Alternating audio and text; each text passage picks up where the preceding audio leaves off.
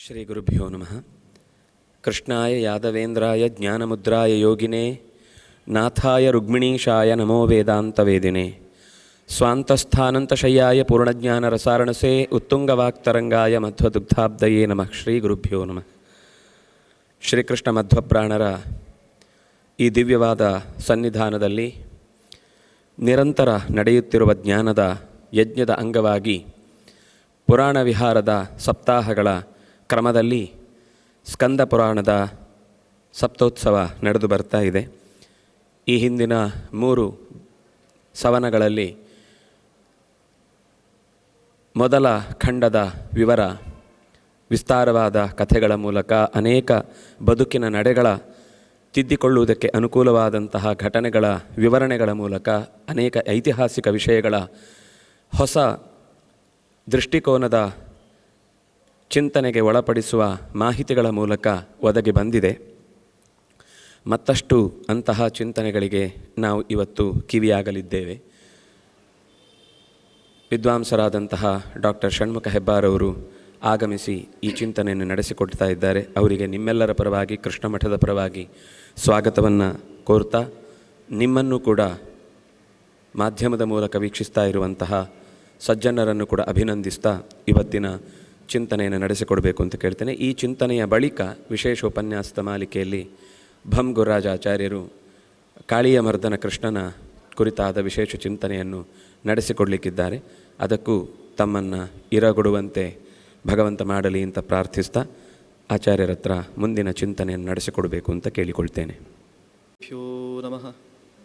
ಹರಿ ಓಂ. ಯೋಂತಃ ಪ್ರವಿಶ್ಯ ಮಮ ವಾಚಮಿಮಾಂ ಪ್ರಸುಪ್ತಾಂ ಸಂಜೀವಯತ್ಯಖಿಲಶಕ್ತಿಧರಸ್ವಧಾಮ್ನಾ ಅನ್ಯಾಂಶ್ಚ ಹಸ್ತಚರಣಶ್ರವಣತ್ವಗಾದೀನ್ ಪ್ರಾಣಾನ್ನಮೋ ಭಗವತೆ ಪುರುಷಾಯ ತುಭ್ಯಂ. ಕೃಷ್ಣಂ ವಂದೇ ಮಂಥಪಾಶಧರಂ ದಿವ್ಯಾರ್ಭಕಾಕೃತಿಂ ಶಿಖಾಬಂಧತ್ರಯೋಪೇತಂ ಭೈಷ್ಮೀಮಧ್ವಕರಾರ್ಚಿತಂ. ವ್ಯಾಸಾಯ ಭವನಾಶಾಯ ಶ್ರೀಶಾಯ ಗುಣರಾಶಯೇ ಹೃದ್ಯಾಯ ಶುದ್ಧವಿದ್ಯಾಯ ಮಧ್ವಾಯ ಚ ನಮೋ ನಮಃ. ನಮಸ್ತೆ ಪ್ರಾಣೇಶ ಪ್ರಣತವಿಭವಾಯಾವನಿಮಗಾಃ ನಮಸ್ವಾಮಿನ್ ರಾಮಪ್ರಿಯತಮ ಹನುಮನ್ ಗುರುಗುಣ. ನಮಸ್ತುಭ್ಯಂ ಭೀಮಪ್ರಬಲತಮಕೃಷ್ಣೇಷ್ಟ ಭಗವನ್. ನಮಃ ಶ್ರೀಮನ್ಮಧ್ವಪ್ರದಿಶ ಸುದೃಶನ್ನೋ ಜಯ ಜಯ. ಭವತಿ ಯದನುಭಾವಾದೇಡಮೂಕೋऽಪಿ ವಾಗ್ಮೀ ಜಡಮತಿರಪಿ ಜಂತುರ್ಜಾಯತೆ ಪ್ರಾಜ್ಞಮೂಲಿಃ. ಸಕಲವಚನಚೇತೋ ದೇವತಾ ಭಾರತೀ ಸಾ ಮಮ ವಚಸಿ ನಿಧತ್ತಾಂ ಸನ್ನಿಧಿಂ ಮಾನಸೇ ಚ. ನಮೋ ವಸ್ತಾತ್ವಿಕಾ ದೇವಾ ವಿಷ್ಣುಭಕ್ತಿಪರಾಯಣಾಃ ಧರ್ಮಮಾರ್ಗೇ ಪ್ರೇರಯಂತು ಭವಂತಃ ಸರ್ವ ಏವ ಹಿ. ಪೃಥ್ವೀಮಂಡಲಮಧ್ಯಸ್ಥಾಃ ಪೂರ್ಣಬೋಧಮತಾನುಗಾಃ ವೈಷ್ಣವಾ ವಿಷ್ಣುಹೃದಯಾಸ್ತಾನ್ನಮಸ್ಯೆ ಗುರೂನ್ಮಮ. ಶ್ರೀಗುರುಭ್ಯೋ ನಮಃ. ಹರಿ ಓಂ. ನಾರಾಯಣಂ ನಮಸ್ಕೃತ್ಯ ನರಂ ಚೈವ ನರೋತ್ತಮಂ ದೇವೀಂ ಸರಸ್ವತೀಂ ವ್ಯಾಸಂ ತತೋ ಜಯಮುದೀರಯೇತ್. ಸ್ಕಂದನ ಮುಖದಿಂದ ಬಂದ ಪುರಾಣ ಬಹಳ ವಿಸ್ತಾರವಾದದ್ದು. ಅದರಲ್ಲಿ ಅರ್ಧದ ಕಾಲು ಭಾಗ ಅಂದರೆ 8ನೇ 1 ಭಾಗವನ್ನು ಕೇವಲ ಅಲ್ಲಲ್ಲಿ ಕಣ್ಣಿನಿಂದ ಸ್ಪರ್ಶಿಸಿದ್ದು ಮಾತ್ರ. ಅಷ್ಟರಲ್ಲಿ ಎಷ್ಟು ಹೆಕ್ಕಿಕೊಳ್ಳಿಕ್ಕಾಗಿದೆಯೋ ಅಷ್ಟನ್ನು ಪಡ್ಕೊಂಡಾಗಿದೆ. ಇನ್ನು ನಂತರದ 1 ಕಾಲು ಭಾಗ, ಇದು ಈ ಹಿಂದಿನದ್ದು ಮಹೇಶ್ವರ ಖಂಡ ಆಗಿದ್ದರೆ ಈ ಭಾಗ ವೈಷ್ಣವ ಖಂಡ ಅಂತ ಕರೆಯಲ್ಪಟ್ಟಿದೆ. ಪ್ರಧಾನವಾಗಿ ಅಲ್ಲಿ ಶಿವನ ಬಗ್ಗೆ ಅಥವಾ ಶೈವ ಚಿಂತನೆಗೆ ಹೆಚ್ಚಿನ ಅವಕಾಶ ಕೊಟ್ಟಿದ್ದರೆ, ಇಲ್ಲಿ ಪರಿಪೂರ್ಣವಾಗಿ ನಾರಾಯಣನ ಚಿಂತನೆ ಬಹಳ ಬಹಳ ವೈಭವವಾಗಿ ತುಂಬ ಚೆನ್ನಾಗಿ ಇಲ್ಲಿ ನಿರೂಪಣೆ ಮಾಡಿದ್ದಾರೆ. ಅದು ಅರ್ಧದಷ್ಟು ಭಾಗ ನಾನಾ ಕ್ಷೇತ್ರಗಳ ಮಹತ್ವವನ್ನು ಹೇಳಲಿಕ್ಕೆ ಮೀಸಲು.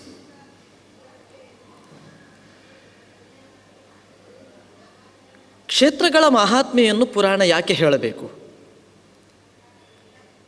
ಹೇಳಲಿಕ್ಕೆ ಹೊರಟದ್ದು ದೇವರ ಮಹಾತ್ಮೆ, ದೇವರ ಲೀಲೆಗಳು, ಚರಿತ್ರೆಗಳು, ಅವತಾರಗಳು, ಅವನ ಭಕ್ತರ ಲೀಲೆಗಳು, ಇದನ್ನೆಲ್ಲ ಹೇಳುವಲ್ಲಿ ಕ್ಷೇತ್ರದ ಮಹಾತ್ಮೆಯನ್ನು ಹೇಳುವಂತಹ ಉದ್ದೇಶ ಏನು ಅಂತಂದರೆ, ಪ್ರತಿಯೊಬ್ಬನೂ ಕೂಡ ತೀರ್ಥಕ್ಷೇತ್ರಗಳ ಯಾತ್ರೆಯನ್ನು ಮಾಡಬೇಕು. ಯಾಕೆ ಮಾಡಬೇಕು? ಮನೆಯನ್ನೇ ದೇವರ ಆಲಯ, ದೇವರ ಎಲ್ಲ ಕಡೆಯೂ ದೇವರಿರುವಾಗ, ಮನೆಯಲ್ಲಿಯೂ ದೇವಗೃಹದಲ್ಲಿ ದೇವರಿರುವಾಗ ನಾವು ತೀರ್ಥಕ್ಷೇತ್ರಗಳಿಗೆ ಯಾಕೆ ಹೋಗಬೇಕು? ಮನೆಯಲ್ಲೇ ಇದ್ದರೆ ಸಾಲದ ಅಂತಂದರೆ, ಯದ್ಯಪಿ ಮನುಷ್ಯನಾದವನ ಉದ್ದೇಶ ಏನು?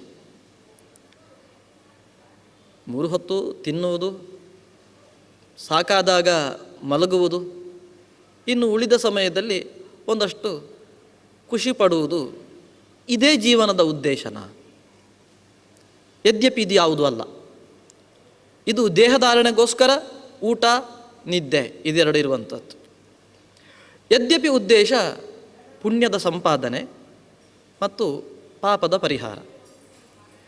ಯದ್ಯಪಿ ಎಲ್ಲ ಪ್ರವೃತ್ತಿಗಳು ಕೂಡ ನಮಗೆ ವಿಧಿಸಿದ್ದು ಇದಕ್ಕೋಸ್ಕರನೇ. ಶಾಸ್ತ್ರೀಯವಾದ ಮನುಷ್ಯನಿಗೆ ದೇವರ ಆದೇಶ ಏನಿದೆ ಬದುಕಲಿಕ್ಕೆ, ಆ ಬದುಕುವ ಪದ್ಧತಿ, ಅದರ ಮೂಲ ಉದ್ದೇಶ ಏನು ಅಂತಂದರೆ ಇಷ್ಟೇ: ಪುಣ್ಯವನ್ನು ಹೆಚ್ಚಿಸಿಕೊಳ್ಳೋದು, ಪಾಪಗಳನ್ನು ತಗ್ಗಿಸಿಕೊಳ್ಳೋದು. ಇದಕ್ಕೆ ಅನೇಕ ಮಾರ್ಗಗಳನ್ನು, ಉಪಾಯಗಳನ್ನೆಲ್ಲ ಪುರಾಣವೇ ಮೊದಲಾದಂತಹ ಶಾಸ್ತ್ರಗಳು, ವೇದಗಳು ಎಲ್ಲವೂ ಕೂಡ ನಮ್ಮ ಮುಂದಿಟ್ಟಿದೆ. ಎಲ್ಲದರದ್ದು ಉದ್ದೇಶ ಇಷ್ಟೇ: ಪುಣ್ಯವನ್ನು ಸಂಪಾದನೆ ಮಾಡೋದು, ಪಾಪವನ್ನು ಪರಿಹಾರ ಮಾಡೋದು. ನಿತ್ಯವೂ ಪ್ರಾತಃ ಬ್ರಾಹ್ಮಿ ಮುಹೂರ್ತದಲ್ಲಿ ಏಳಬೇಕು. ಯಾಕೆ? ಬ್ರಾಹ್ಮಿ ಮುಹೂರ್ತದಲ್ಲಿ ಎದ್ದರೆ ಆ ಸಮಯದಲ್ಲಿ ಭಗವಂತನ ಸ್ಮರಣೆಯನ್ನು ಮಾಡಿದರೆ ಅದು ವಿಶಿಷ್ಟವಾದಂತಹ ಪುಣ್ಯವನ್ನು ಕೊಡ್ತದೆ. ಒಂದು ವೇಳೆ ಬ್ರಾಹ್ಮಿ ಮುಹೂರ್ತದಲ್ಲಿ ನಿದ್ದೆ ಮಾಡಿದರೆ ಅದು ಆಯುಷ್ಯವನ್ನು ತಗ್ಗಿಸ್ತದೆ. ಅಂದರೆ ಬ್ರಾಹ್ಮಿ ಮುಹೂರ್ತದ ನಿದ್ದೆ ಪಾಪಕ್ಕೆ ಕಾರಣ. ಊಟ ಮಾಡಬೇಕು, ಎಂಥದ್ದನ್ನು ಊಟ ಮಾಡಬೇಕು? ಹರಿಯ ಪ್ರಸಾದವನ್ನು ಭುಂಜಿಸಬೇಕು. ದೇವರಿಗೆ ಸಮರ್ಪಿಸದ್ದನ್ನು ಉಣ್ಣಬಾರ್ದು. ಸಮರ್ಪಿಸಿದ್ದನ್ನು ಉಂಡ್ರೆ ಏನು ಮುಂದೆ ಹೇಳ್ತಾರೆ, ಬಹಳ ದೊಡ್ಡದಾದಂತಹ ಪುಣ್ಯ. ಇಲ್ಲ ಅಂತಂದರೆ ಪಾಪ. ದೇವರ ತೀರ್ಥ ತಗೊಳ್ಬೇಕು. ಯಾಕೆ? ಇದೇ ಉದ್ದೇಶ: ಪುಣ್ಯದ ವೃದ್ಧಿ, ಪಾಪದ ಪರಿಹಾರ. ಇದು ಎರಡೇ ಬೇಕಾದದ್ದು ಜೀವನದಲ್ಲಿ.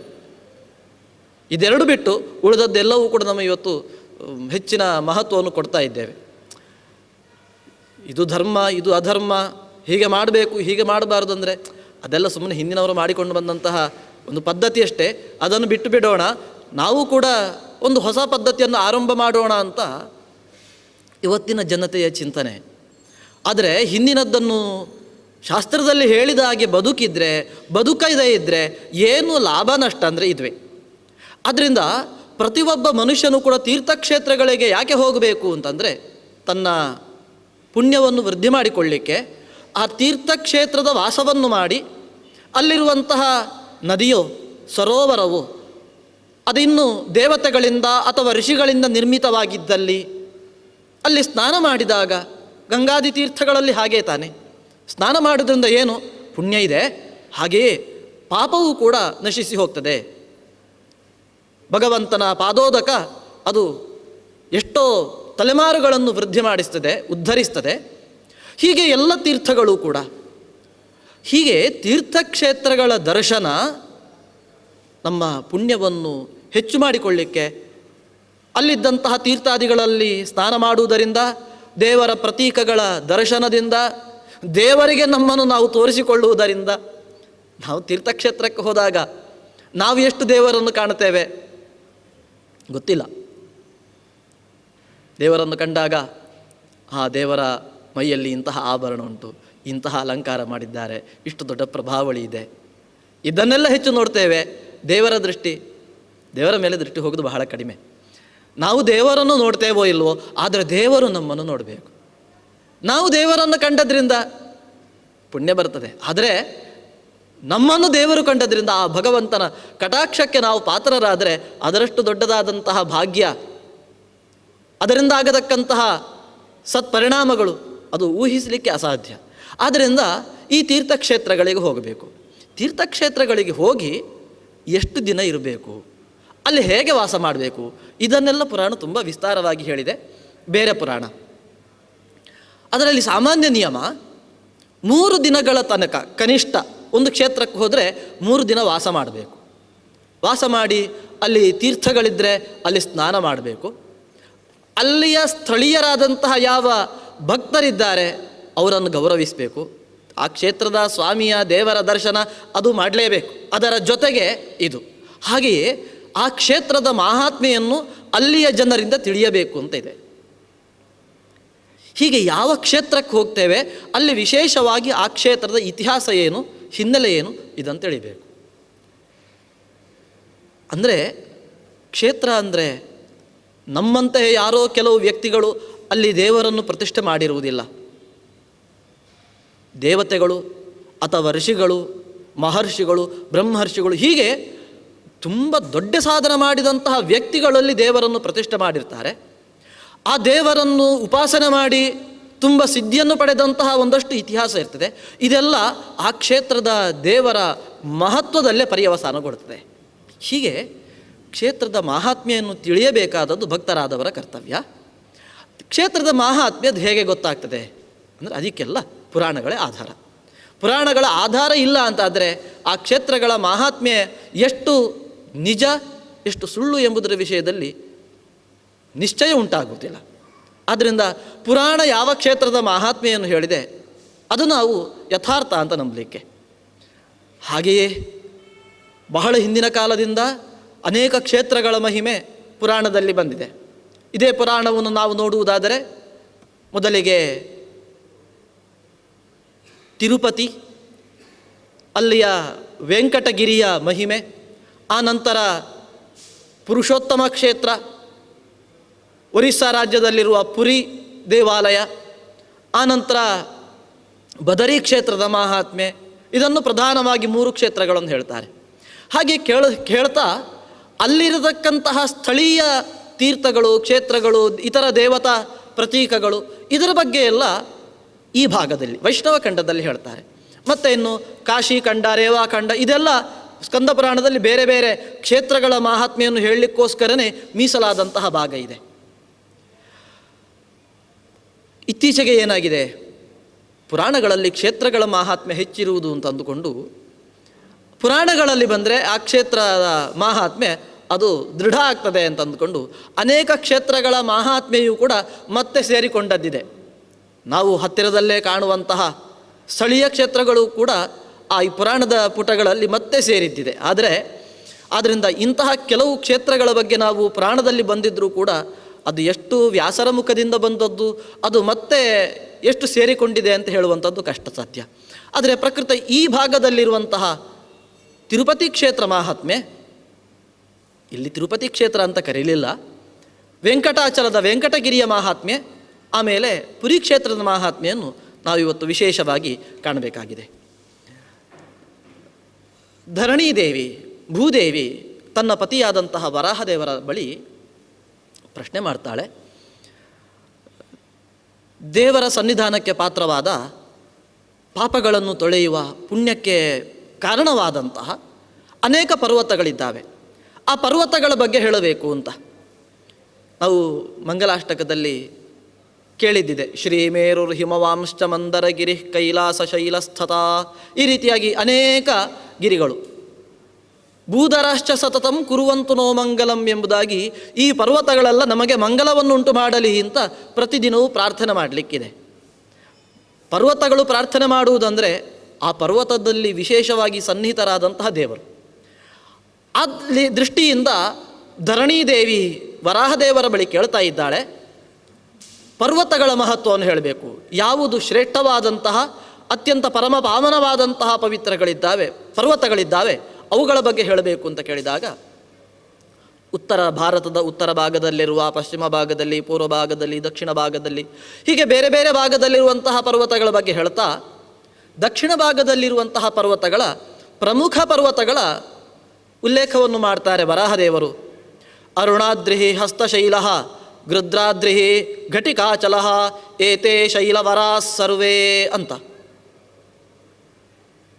ಅರುಣಾಚಲ, ಹಸ್ತಿಶೈಲ, ಗರುಡಾಚಲ ಮತ್ತು ಘಟಿಕಾಚಲ, ಈ ರೀತಿಯಾಗಿ 4 ಪ್ರಧಾನವಾದಂತಹ ಪರ್ವತಗಳು.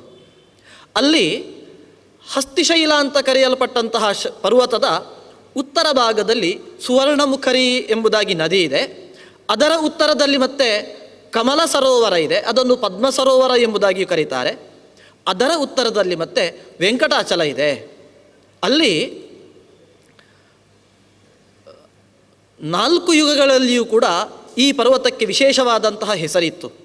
ಈ ಪರ್ವತದಲ್ಲಿ, ವೆಂಕಟಾಚಲ ಪರ್ವತದಲ್ಲಿ ಸ್ವಯಂ ಭಗವಂತ ತಾನು ಲಕ್ಷ್ಮೀ ಸಮೇತನಾಗಿ, ಭೂದೇವಿಯ ಸಮೇತನಾಗಿ ಅಲ್ಲಿ ನೆಲೆ ನಿಂತಿದ್ದಾನೆ ಅಂತ ಸ್ವಯಂ ವರಾಹದೇವರು ಹೇಳ್ತಾರೆ.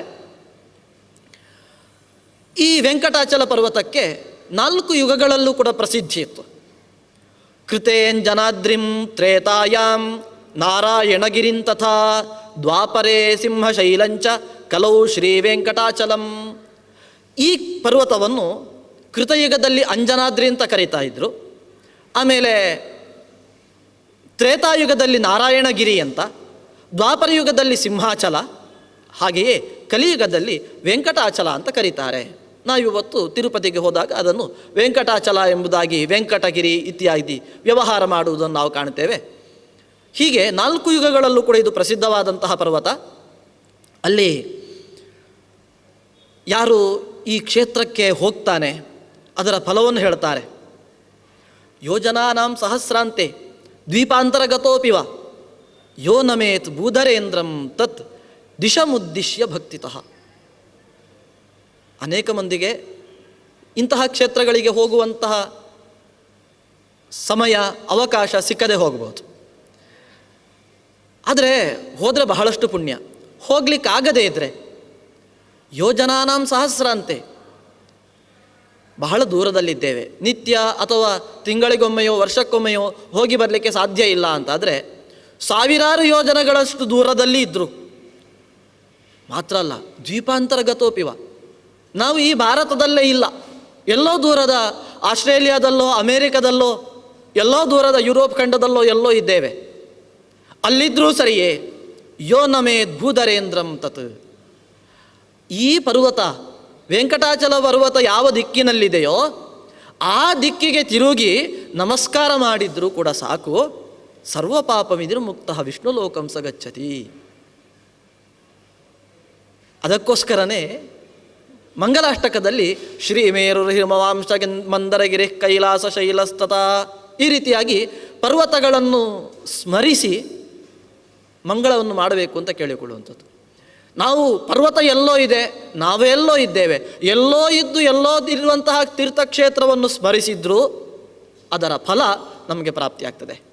ಆದ್ದರಿಂದ ಸರ್ವಪಾಪ ವಿನಿರ್ಮುಕ್ತ ವಿಷ್ಣುಲೋಕಂ ಸಗಚ್ಚತಿ.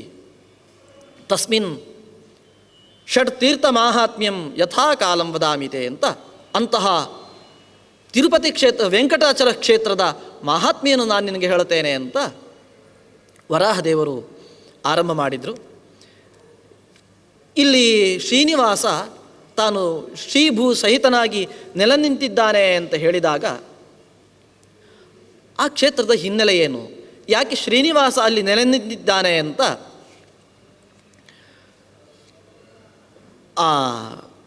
ಕೇಳ್ತಾಳೆ. ಕೇಳಿದ್ದಕ್ಕೆ ಮುಂದೆ ವರಾಹದೇವರು ಉತ್ತರ ರೂಪವಾಗಿ ಹೇಳ್ತಾರೆ. ವರಾಹ ರೂಪದಿಂದ ಭಗವಂತ ಉಪದೇಶವನ್ನು ನೀಡ್ತಾನೆ. ಈ ಕ್ಷೇತ್ರದಲ್ಲಿ ವೈವಸ್ವತೆಂತರೇ ದೇವಿ ಪೂರ್ವೇ ಕೃತೈಗೆ ಅಂತಾರೆ ವಾಯೋ ತಪೋ ಮಹದೃಷ್ಟ ಶ್ರೀಭೂಮಿ ಸಹಿತೋ ನಗಃ. ವಾಯುದೇವರು ಇಲ್ಲಿ ತಪಸ್ಸು ಮಾಡಿದರು. ವಾಯುದೇವರ ತಪಸ್ಸಿಗೆ ಮೆಚ್ಚಿ ಈ ಸ್ಥಳದಲ್ಲಿ ಭಗವಂತ ಶ್ರೀನಿವಾಸ ತಾನು ಪ್ರತ್ಯಕ್ಷನಾಗಿ ಇಲ್ಲಿ ನೆಲೆ ನಿಂತ ಅಂತ ವಾಯುದೇವರ ಹಿನ್ನೆಲೆಯನ್ನು ಕೂಡ ಆ ಕ್ಷೇತ್ರಕ್ಕೆ ಹೇಳ್ತಾರೆ. ಈ ಕ್ಷೇತ್ರದ ಹಿನ್ನೆಲೆ ಏನು ಅಂತಂದರೆ, ಅಷ್ಟಾವಿಂಶೇತು ಸಂಜಾತೆ ದ್ವಾಪರಾಂತೆ ವಸುಂಧರೆ ಯುದ್ಧೇ ಚ ಭಾರತೆ ತೀತೆ ತಿಷ್ಯೆ ಸತಿಯುಗೆ ತಥಾ ವಿಕ್ರಮಾರ್ಕಾದಯೋ ಭೂಪಾಃ ಶಾಖಾಃ ಶಕಾ ಶೂದ್ರಾದಯಸ್ತಥಾ. ಹಿಂದೆ ಮಹಾಭಾರತದ ಯುದ್ಧ ಎಲ್ಲ ಮುಗಿದಿತ್ತು. ಯಾವಾಗ ಅಂತ ಕೇಳಿದರೆ ಅಷ್ಟಾವಿಂಶ ಕಲಿಯುಗದಲ್ಲಿ. ಇಂತಹ ಸಂದರ್ಭದಲ್ಲಿ ಅಷ್ಟಾವಿಂಶತಿಯಾದಂತಹ 28ನೇ ಯುಗಚಕ್ರದಲ್ಲಿ 28ನೇಯದ್ದು. ಅಲ್ಲಿ ದ್ವಾಪರ ಯುಗ ಕೊನೆಗೊಳ್ತಾ ಇದೆ, ಮಹಾಭಾರತ ಯುದ್ಧ ಎಲ್ಲ ಮುಗಿದಿದೆ. ಅಂತಹ ಸಂದರ್ಭದಲ್ಲಿ ಇನ್ನು ಅನೇಕ ವರ್ಷಗಳು ಕಳೆದು ಶಕ ಇತ್ಯಾದಿಗಳೆಲ್ಲ ವಿಕ್ರಮಾರ್ಕಾದಿಗಳೆಲ್ಲ ರಾಜರಾಗಿ ಹೋಗಿದ್ದಾರೆ. ಅಂತಹ ಸಮಯದಲ್ಲಿ ಒಬ್ಬ ಸೋಮವಂಶದಲ್ಲಿ ಹುಟ್ಟಿದಂತಹ ಒಬ್ಬ ರಾಜ ಇದ್ದ. ಎಲ್ಲಿ ಅಂದರೆ ನಾರಾಯಣಪುರದಲ್ಲಿ. ಅವನಿಗೆ ಒಬ್ಬಳು ಮಡದಿ ಇದ್ದಳು, ಧರಣೀದೇವಿ ಅಂತ. ಈತ ಬಹಳ ಧಾರ್ಮಿಕನಾದಂತಹ ರಾಜ. ಇವನ ರಾಜ್ಯಾಡಳಿತದ ಸಮಯದಲ್ಲಿ ಯಾವುದಕ್ಕೂ ಕೊರತೆ ಇರಲಿಲ್ಲ. ನೋಡಿದರೆ ಇದು ಕೃತಯುಗ ಆಗಿದೆಯೋ ಅಂತ ಅನ್ನಿಸಬೇಕು, ಅಷ್ಟೊಂದು ದೊಡ್ಡ ರೀತಿಯಾದಂತಹ ಸಮೃದ್ಧಿ, ಜನರೆಲ್ಲ ದುಃಖರಹಿತರಾಗಿ ತುಂಬ ಕ್ಷೇಮದಿಂದ ಬಾಳ್ತಾ ಇದ್ದರು. ಅಂತಹ ಒಳ್ಳೆಯ ರಾಜ ಕಾಲಸ್ಯ ಕಾರಣ ಅಂತ ಹೇಳಿದಾಗೆ ಲೋಕದಲ್ಲಿ ಜನರ ಸುಖ ದುಃಖಗಳಿಗೆ ಪ್ರಧಾನವಾದಂತಹ ಕಾರಣ ರಾಜ. ಆದ್ದರಿಂದ ಈ ರಾಜ ಅಷ್ಟು ಒಳ್ಳೆಯವನಾಗಿದ್ದ. ಆದರೆ ಅವನಿಗೆ ಆಕಾಶ ರಾಜ, ಅವನ ಹೆಸರು ಆಕಾಶ ರಾಜ, ಅವನಿಗೆ ಮಡದಿ ಧರಣೀದೇವಿ. ಅವನಿಗೆ ಮಕ್ಕಳಾಗಿರಲಿಲ್ಲ. ಯಜ್ಞ ಮಾಡಬೇಕು ಅಂತ ಭೂಮಿಯನ್ನು ಉಳುತ್ತಾ ಇದ್ದಾನೆ.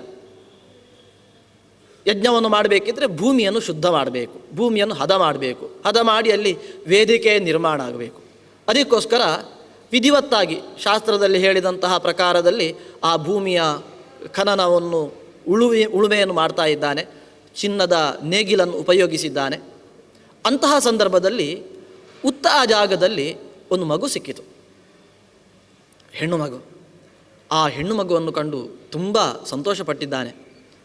ಮಕ್ಕಳಿಲ್ಲದಂತಹ ನನಗೆ ದೇವರೇ ಕೊಟ್ಟಂತಹ ಮಗು, ಇದು ದೇವರು ಕೊಟ್ಟಂತಹ ಪ್ರಸಾದ ಅಂತಂದುಕೊಂಡು ಸ್ವೀಕಾರ ಮಾಡ್ತಾನೆ. ತನ್ನ ಮಡದಿಗೆ ತಗೊಂಡೋಗಿ ಕೊಡ್ತಾನೆ. ಇಬ್ಬರೂ ಕೂಡ ತುಂಬ ಸಂತೋಷ ಪಡ್ತಾರೆ. ಆವಾಭ್ಯಾಂ ತದಪುತ್ರಾಭ್ಯಾಂ ಪುತ್ರೀಯಂ ಭವಿತಾ ಧ್ರುವಂ ಇತ್ಯುಕ್ತ ಪ್ರದದೋ ದೇವ್ಯ ಹಸ್ತೆ ಪ್ರೀತ್ಯ ವಿಯನೃಪಃ. ಆ ಆಕಾಶ ರಾಜ ತುಂಬ ಸಂತೋಷದಿಂದ ಆ ಮಗುವನ್ನು ತನ್ನ ಮಡದಿಯ ಕೈಯಲ್ಲಿ ಕೊಟ್ಟಿದ್ದಾನೆ. ಅವಳು ಕೂಡ ತುಂಬ ಸಂತೋಷಪಟ್ಟಳು. ತದನಂತರದಲ್ಲಿ ಆ ರಾಜನಿಗೆ ಇನ್ನೊಂದು ಗಂಡು ಮಗುವಾಯಿತು. ಮುಂದೆ ಈ ಮಗಳು ಬೆಳೆದಾಗ ನಾರದರು ಒಂದು ದಿನ ಆ ಆಕಾಶರಾಜನ ಮನೆಗೆ ಬರ್ತಾರೆ. ಮಗುವನ್ನು ನೋಡ್ತಾರೆ. ನೋಡಿ ಅವಳ ದೇಹ ಲಕ್ಷಣವನ್ನು ನೋಡ್ತಾರೆ. ಎಲ್ಲ ಅವಯವಗಳು ಕೂಡ ತುಂಬ ಲಕ್ಷಣಭರಿತವಾಗಿತ್ತು. ದೇಹಕ್ಕೆ ಒಂದಷ್ಟು ಲಕ್ಷಣಗಳನ್ನು ಶಾಸ್ತ್ರದಲ್ಲಿ ಹೇಳಿದ್ದಿದೆ.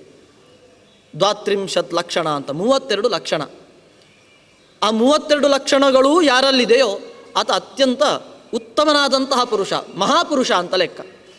ಎಲ್ಲರಲ್ಲಿಯೂ ಅಂಥದ್ದಿಲ್ಲ, ಅಷ್ಟು ಲಕ್ಷಣಗಳಿಲ್ಲದಿದ್ದರೂ ಕೂಡ ಅವರವರ ಯೋಗ್ಯತೆಗೆ ಅನುಗುಣವಾಗಿ ಒಂದಷ್ಟು ಲಕ್ಷಣಗಳಿರುವುದಿದೆ.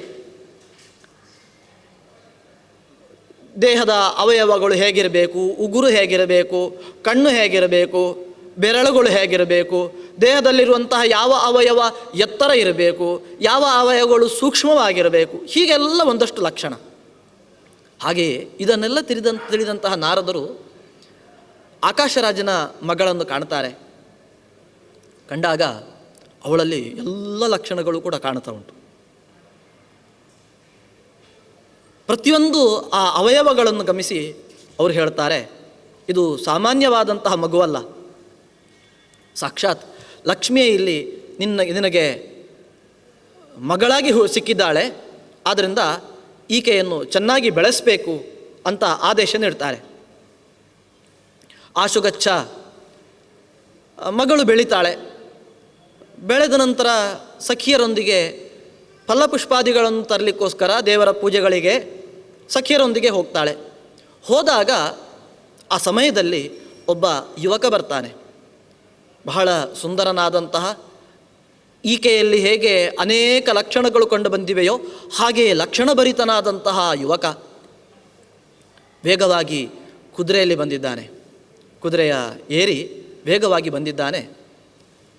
ಅಲ್ಲಿ ಈ ಪದ್ಮಿನಿ, ಆಕಾಶರಾಜನ ಮಗಳಾದಂತಹ ಪದ್ಮಿನಿ ಮತ್ತು ಆಕೆಯ ಸಖಿಯರಿರ್ತಾರೆ.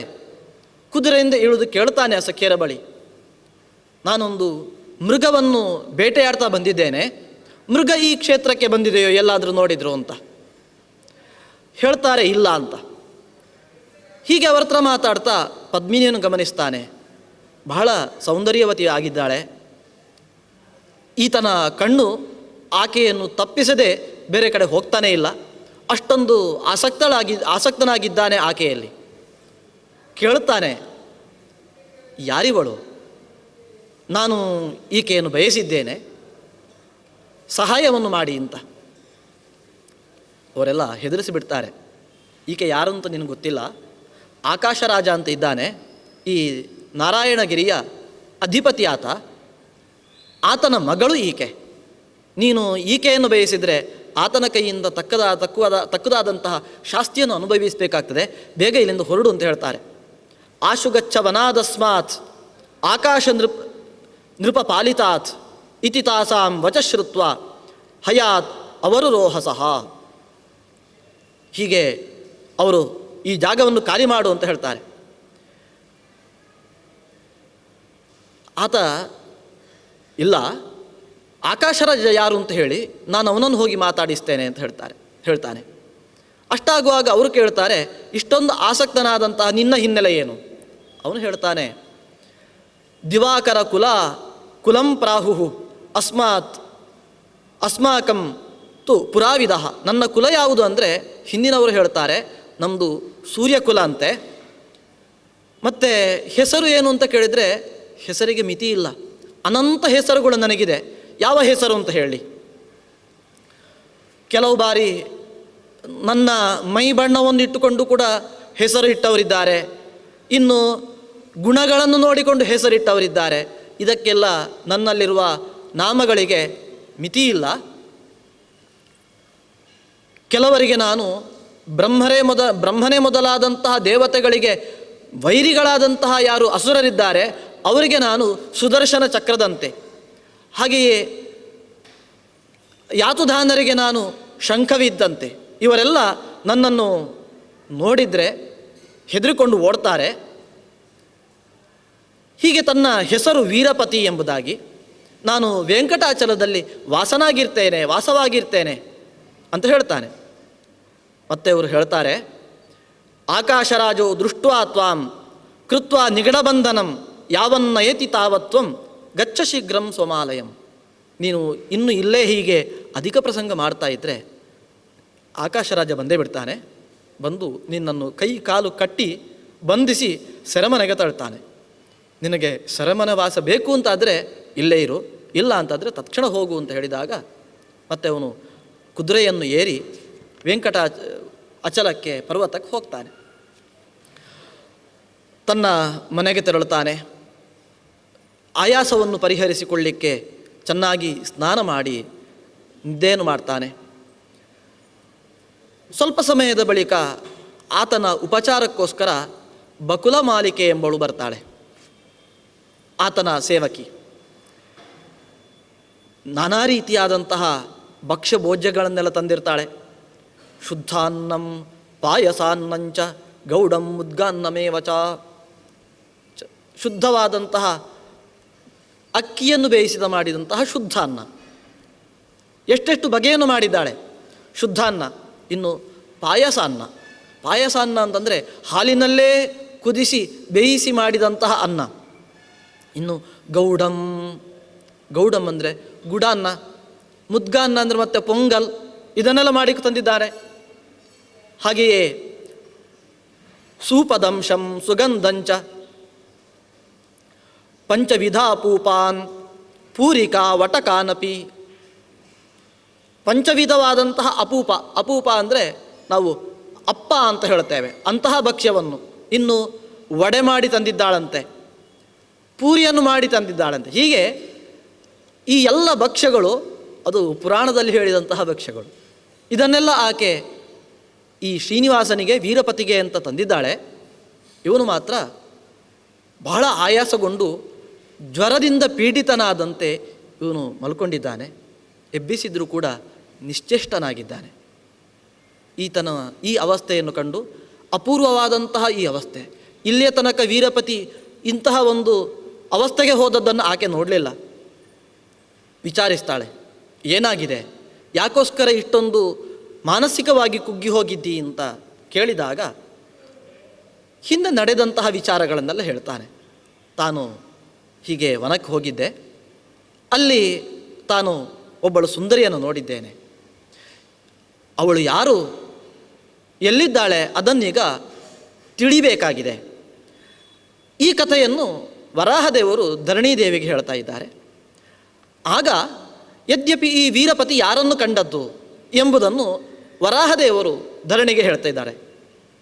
ಹಿಂದೆ ತ್ರೇತಾಯುಗದಲ್ಲಿ ರಾವಣ ಇದ್ದ.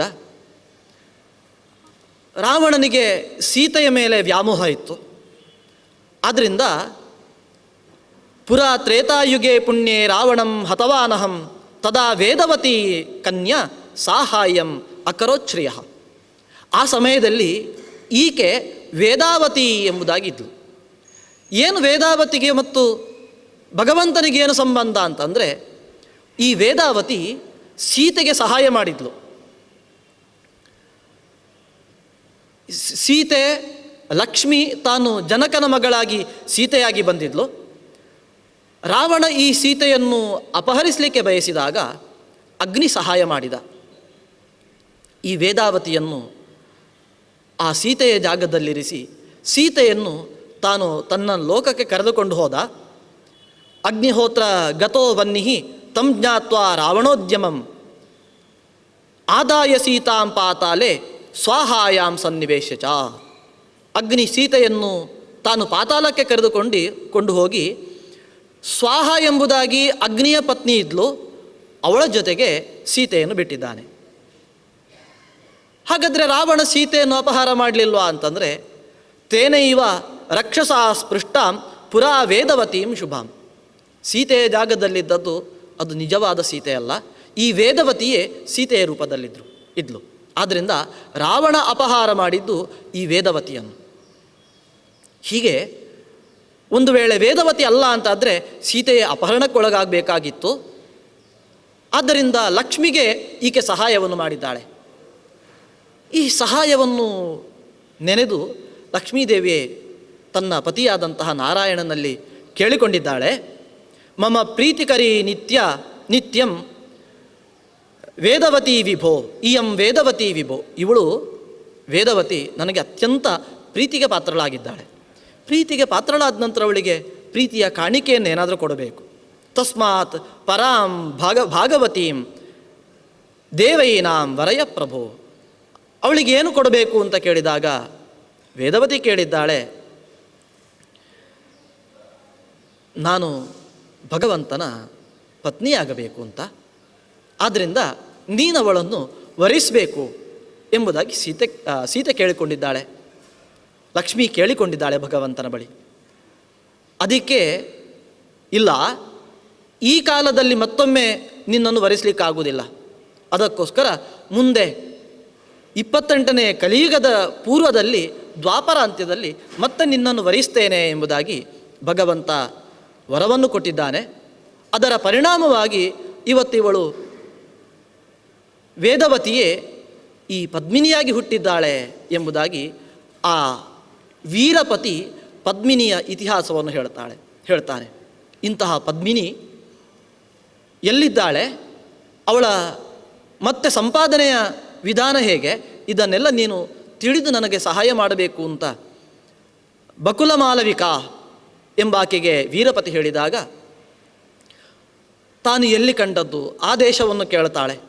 ಆ ದೇಶಕ್ಕೆ ಹೋಗುವಂತಹ ಮಾರ್ಗ ಇದನ್ನೆಲ್ಲ ಕೇಳಿ ತಿಳಿದುಕೊಂಡು ಬಕುಲ ಮಾಲಿಕ ಮತ್ತೆ ಆ ಪದ್ಮಿನಿ ಇದ್ದಂತಹ ಅರಣ್ಯಕ್ಕೆ ವನಕ್ಕೆ ಹೋಗ್ತಾಳೆ. ಆ ಸ್ಥಳಕ್ಕೆ ಹೋದಾಗ ಒಂದಷ್ಟು ಸ್ತ್ರೀಯರ ಪರಿಚಯ ಆಗ್ತದೆ. ಆ ಸ್ತ್ರೀಯರಲ್ಲಿ ಕೇಳ್ತಾಳೆ ಈ ಬಕುಳ ಮಾಲಿಕ, ನೀವೆಲ್ಲ ಇಲ್ಲಿ ಒಟ್ಟಾಗಿದ್ದೀರಿ, ಏನು ವಿಚಾರ, ಯಾರು ನೀವು, ಈ ದೇಶ ಯಾವುದು ಎಲ್ಲ ವಿಚಾರಿಸಿದಾಗ ಅವರು ಹೇಳ್ತಾರೆ, ಹಿಂದೆ ಇದೀಗ ಆಕಾಶರಾಜನ ದೇಶ. ಆತನ ಮಗಳು ಪದ್ಮಿನಿ ಅಂತ ಇದ್ದಾಳೆ. ಅವಳ ಜೊತೆಗೆ ನಾವೆಲ್ಲ ವನಕ್ಕೆ ಹೋಗಿದ್ದೆವು. ಅಲ್ಲಿ ಒಬ್ಬ ಸತ್ಪುರುಷನನ್ನು ಅವಳು ಕಂಡಿದ್ದಾಳೆ. ಕಂಡ ಬಳಿಕ ಈಕೆಗೆ ಒಂದು ರೀತಿಯ ಜ್ವರದಂತೆ ಬಂದು ಅಲ್ಲಿ ಕುಸಿದು ಬಿದ್ದಿದ್ದಾಳೆ, ಪ್ರಜ್ಞಾಹೀನಳಾಗಿದ್ದಾಳೆ. ಆದ್ದರಿಂದ ಅವಳನ್ನು ಮತ್ತೆ ತಂದೆಯ ಬಳಿ ಕರೆದುಕೊಂಡು ಬಂದಾಗ ತಂದೆ ಈಕೆಯ ಇಂತಹ ಅವಸ್ಥೆಯನ್ನು ಕಂಡು ಮತ್ತೆ ದೈವಜ್ಞರನ್ನು, ಪುರೋಹಿತರನ್ನು, ಜ್ಯೋತಿಷಿಗಳನ್ನು ಕರೆಸಿದ್ದಾರೆ. ಜ್ಯೋತಿಷಿಗಳನ್ನು ಕರೆಸಿ ಮಗಳ ಈ ಅವಸ್ಥೆಗೆ ಏನು ಕಾರಣ ಅಂತ ಕೇಳಿದ್ದಾರೆ. ಕೇಳಿದಾಗ ಆ ದೈವಜ್ಞರು, ಜ್ಯೋತಿಷಿಗಳು ಎಲ್ಲ ಮುಹೂರ್ತಾದಿಗಳನ್ನು, ಸಮಯವನ್ನು, ಅಲ್ಲಿದ್ದಂತಹ ಗ್ರಹಗಳ ಸ್ಥಿತಿ ಇದನ್ನೆಲ್ಲವನ್ನು ಕೂಡ ಲೆಕ್ಕ ಹಾಕಿ ಇದರ ಫಲ ಏನು ಅಂತ ಯೋಚನೆ ಮಾಡ್ತಾರೆ. ಆ ಸಮಯದಲ್ಲಿ ಚಂದ್ರ ಮತ್ತು ಗುರುವಿನ ಸ್ಥಾನ ಬಹಳ ದೊಡ್ಡದಿತ್ತು. ಹೇಳ್ತಾರೆ ಆ ಜ್ಯೋತಿಷ್ಕರು, ಬೇರೇನು ದೊಡ್ಡದಾದಂತಹ ಆಪತ್ತೇನು ಬರುವಂಥದ್ದಿಲ್ಲ, ಎಲ್ಲವೂ ಒಳಿತಾಗ್ತದೆ. ಈಕೆ ವನದಲ್ಲಿ ಒಬ್ಬ ಸತ್ಪುರುಷನನ್ನು ಕಂಡಿದ್ದಾಳೆ. ಕಂಡು ಆತನ ಮೇಲೆ ಇವಳು ತುಂಬ ಬಯಕೆಯನ್ನು ಇಟ್ಟುಕೊಂಡಿದ್ದಾಳೆ, ಆತನನ್ನೇ ವರಿಸಬೇಕು ಅಂತ. ಆದ್ದರಿಂದ ಒಂದು ರೀತಿಯ ಅತಿಯಾದಂತಹ ಮಾನಸಿಕವಾದಂತಹ ಒತ್ತಡಕ್ಕೆ ಸಿಲುಕಿ ಈ ರೀತಿಯಾದಂತಹ ಅವಸ್ಥೆ ಬಂದಿದೆ. ಆದ್ದರಿಂದ ನೀವೇನು ಇದಕ್ಕೆ ಯೋಚನೆ ಮಾಡಬೇಕಾಗಿಲ್ಲ. ಆ ವ್ಯಕ್ತಿ ಯಾರು ಅಂತ ತಿಳಿದು ಅವನನ್ನು ಸಂಪರ್ಕಿಸಿ ಆ ವ್ಯಕ್ತಿಗೆ ಮತ್ತು ಈಕೆಗೆ ಮದುವೆಯನ್ನು ಮಾಡಿಸಿ ಅಂತ ದೈವಜ್ಞರೆಲ್ಲ ಹೇಳಿದ್ದಾರೆ. ಹಾಗೆ ಆ ವ್ಯಕ್ತಿಯನ್ನು ಹುಡುಕುವುದಕ್ಕೋಸ್ಕರ ಇಲ್ಲಿ ದೇವಾಲಯದ ಬಳಿ ಬಂದು ಪ್ರಾರ್ಥನೆಗೋಸ್ಕರ ಹೇಳಿದ್ದಾರೆ. ಆ ನಿಮಿತ್ತದಿಂದ ನಾವೆಲ್ಲ ಇಲ್ಲಿ ಒಟ್ಟಾಗಿದ್ದೇವೆ ಅಂತ ಆ ಬಕುಲ ಮಾಲವಿಕೆ ಹೇಳ್ತಾಳೆ. ಮುಂದೆ ಬಕುಲ ಮಾಲವಿಕೆ ಆ ಪದ್ಮಿನಿಯ ತಾಯಿಯಾದಂತಹ ಧರಣಿಯನ್ನು ಭೇಟಿ ಮಾಡ್ತಾಳೆ. ಭೇಟಿ ಮಾಡಿ ತಾನು ಬಂದಂತಹ ಕಾರಣ ಏನು ಅಂತ ತಿಳಿಸ್ತಾಳೆ. ಪದ್ಮಿನಿ ಯಾವ ಪುರುಷನನ್ನು ಕಂಡಿದ್ದಾಳೋ ಆ ಪುರುಷ ಮತ್ಯಾರೋ ಅಲ್ಲ, ವೀರಪತಿ ಅಂತ. ಅವನ ಇತಿಹಾಸ ಏನು ಅದನ್ನೆಲ್ಲವನ್ನು ಕೂಡ ಬಕುಲ ಮಾಲವಿಕೆ ಈತನಿಗೆ, ಧರಣಿಗೆ ತಿಳಿಸಿ ರಾಜನ ಸಂಪರ್ಕವನ್ನು ಸಾಧಿಸಿ ಮುಂದೆ ವಿವಾಹದ ಎಲ್ಲ ವ್ಯವಸ್ಥೆಯನ್ನು ಕೂಡ ಮಾಡ್ತಾಳೆ. ಹೀಗೆ ಮುಂದೆ ಆ ವೀರಪತಿಗೆ ಮತ್ತು ಪದ್ಮಿನಿಗೆ ವಿವಾಹವೂ ಕೂಡ ನೆರವೇರ್ತದೆ. ಅವರೇ ಈ ಶ್ರೀನಿವಾಸ ಮತ್ತು ಆ ಪದ್ಮಾವತಿಯರಾಗಿ ಈ ಕ್ಷೇತ್ರದಲ್ಲಿ ನೆಲೆಸಿದ್ದಾರೆ ಅಂತ ಆ ಕ್ಷೇತ್ರದಲ್ಲಿ ನೆಲೆ ನಿಂತಹ ಶ್ರೀನಿವಾಸನ ಇತಿಹಾಸವನ್ನು ಇಲ್ಲಿ ನಿರೂಪಣೆ ಮಾಡ್ತಾರೆ. ಈ ಸಂದರ್ಭದಲ್ಲಿ ಮಗಳ ಬಳಿ ತಾಯಿ ಕೇಳ್ತಾಳೆ, ನೀನು ಯಾರನ್ನು ಕಂಡಿದ್ದೀಯಂತಲ್ವಾ, ಅವನು ಯಾರು, ಯಾರನ್ನು ನೀನು ಬಯಸ್ತಾ ಇದ್ದಿ ಅಂತ ಕೇಳಿದಾಗ ಆತ ಮತ್ಯಾರೂ ಅಲ್ಲ, ಸಾಕ್ಷಾತ್ ಭಗವಂತನೇ ನನ್ನನ್ನು ವರಿಸುವುದಕ್ಕೋಸ್ಕರ ಬಂದಿದ್ದಾನೆ, ಅವನನ್ನು ನೀವು ಸಂಧಿಸಬೇಕು ಅಂತ ಹೇಳಿದಾಗ ಹೇಗೆ ಸಂಪರ್ಕಿಸುವುದು ಅಂತ ತಾಯಿ ಮಗಳ ಹತ್ರ ಕೇಳ್ತಾಳೆ. ಅದಕ್ಕೆ ಆ ಮಗಳು ಹೇಳ್ತಾಳೆ, ಎಲ್ಲಿ ಅವನ ಭಕ್ತರಿರ್ತಾರೋ ಅಲ್ಲಿ ಅವನಿರ್ತಾನೆ. ಹಾಗಾದರೆ ಭಕ್ತರ ಲಕ್ಷಣ ಯಾವುದು ಅಂತ ತಾಯಿ ಕೇಳಿದಾಗ ಭಕ್ತರ ಲಕ್ಷಣವನ್ನು ನಿರೂಪಣೆ ಮಾಡ್ತಾರೆ. ಇದು ಅತ್ಯಂತ ಸುಂದರವಾದಂತಹ ಒಂದು ಭಾಗ.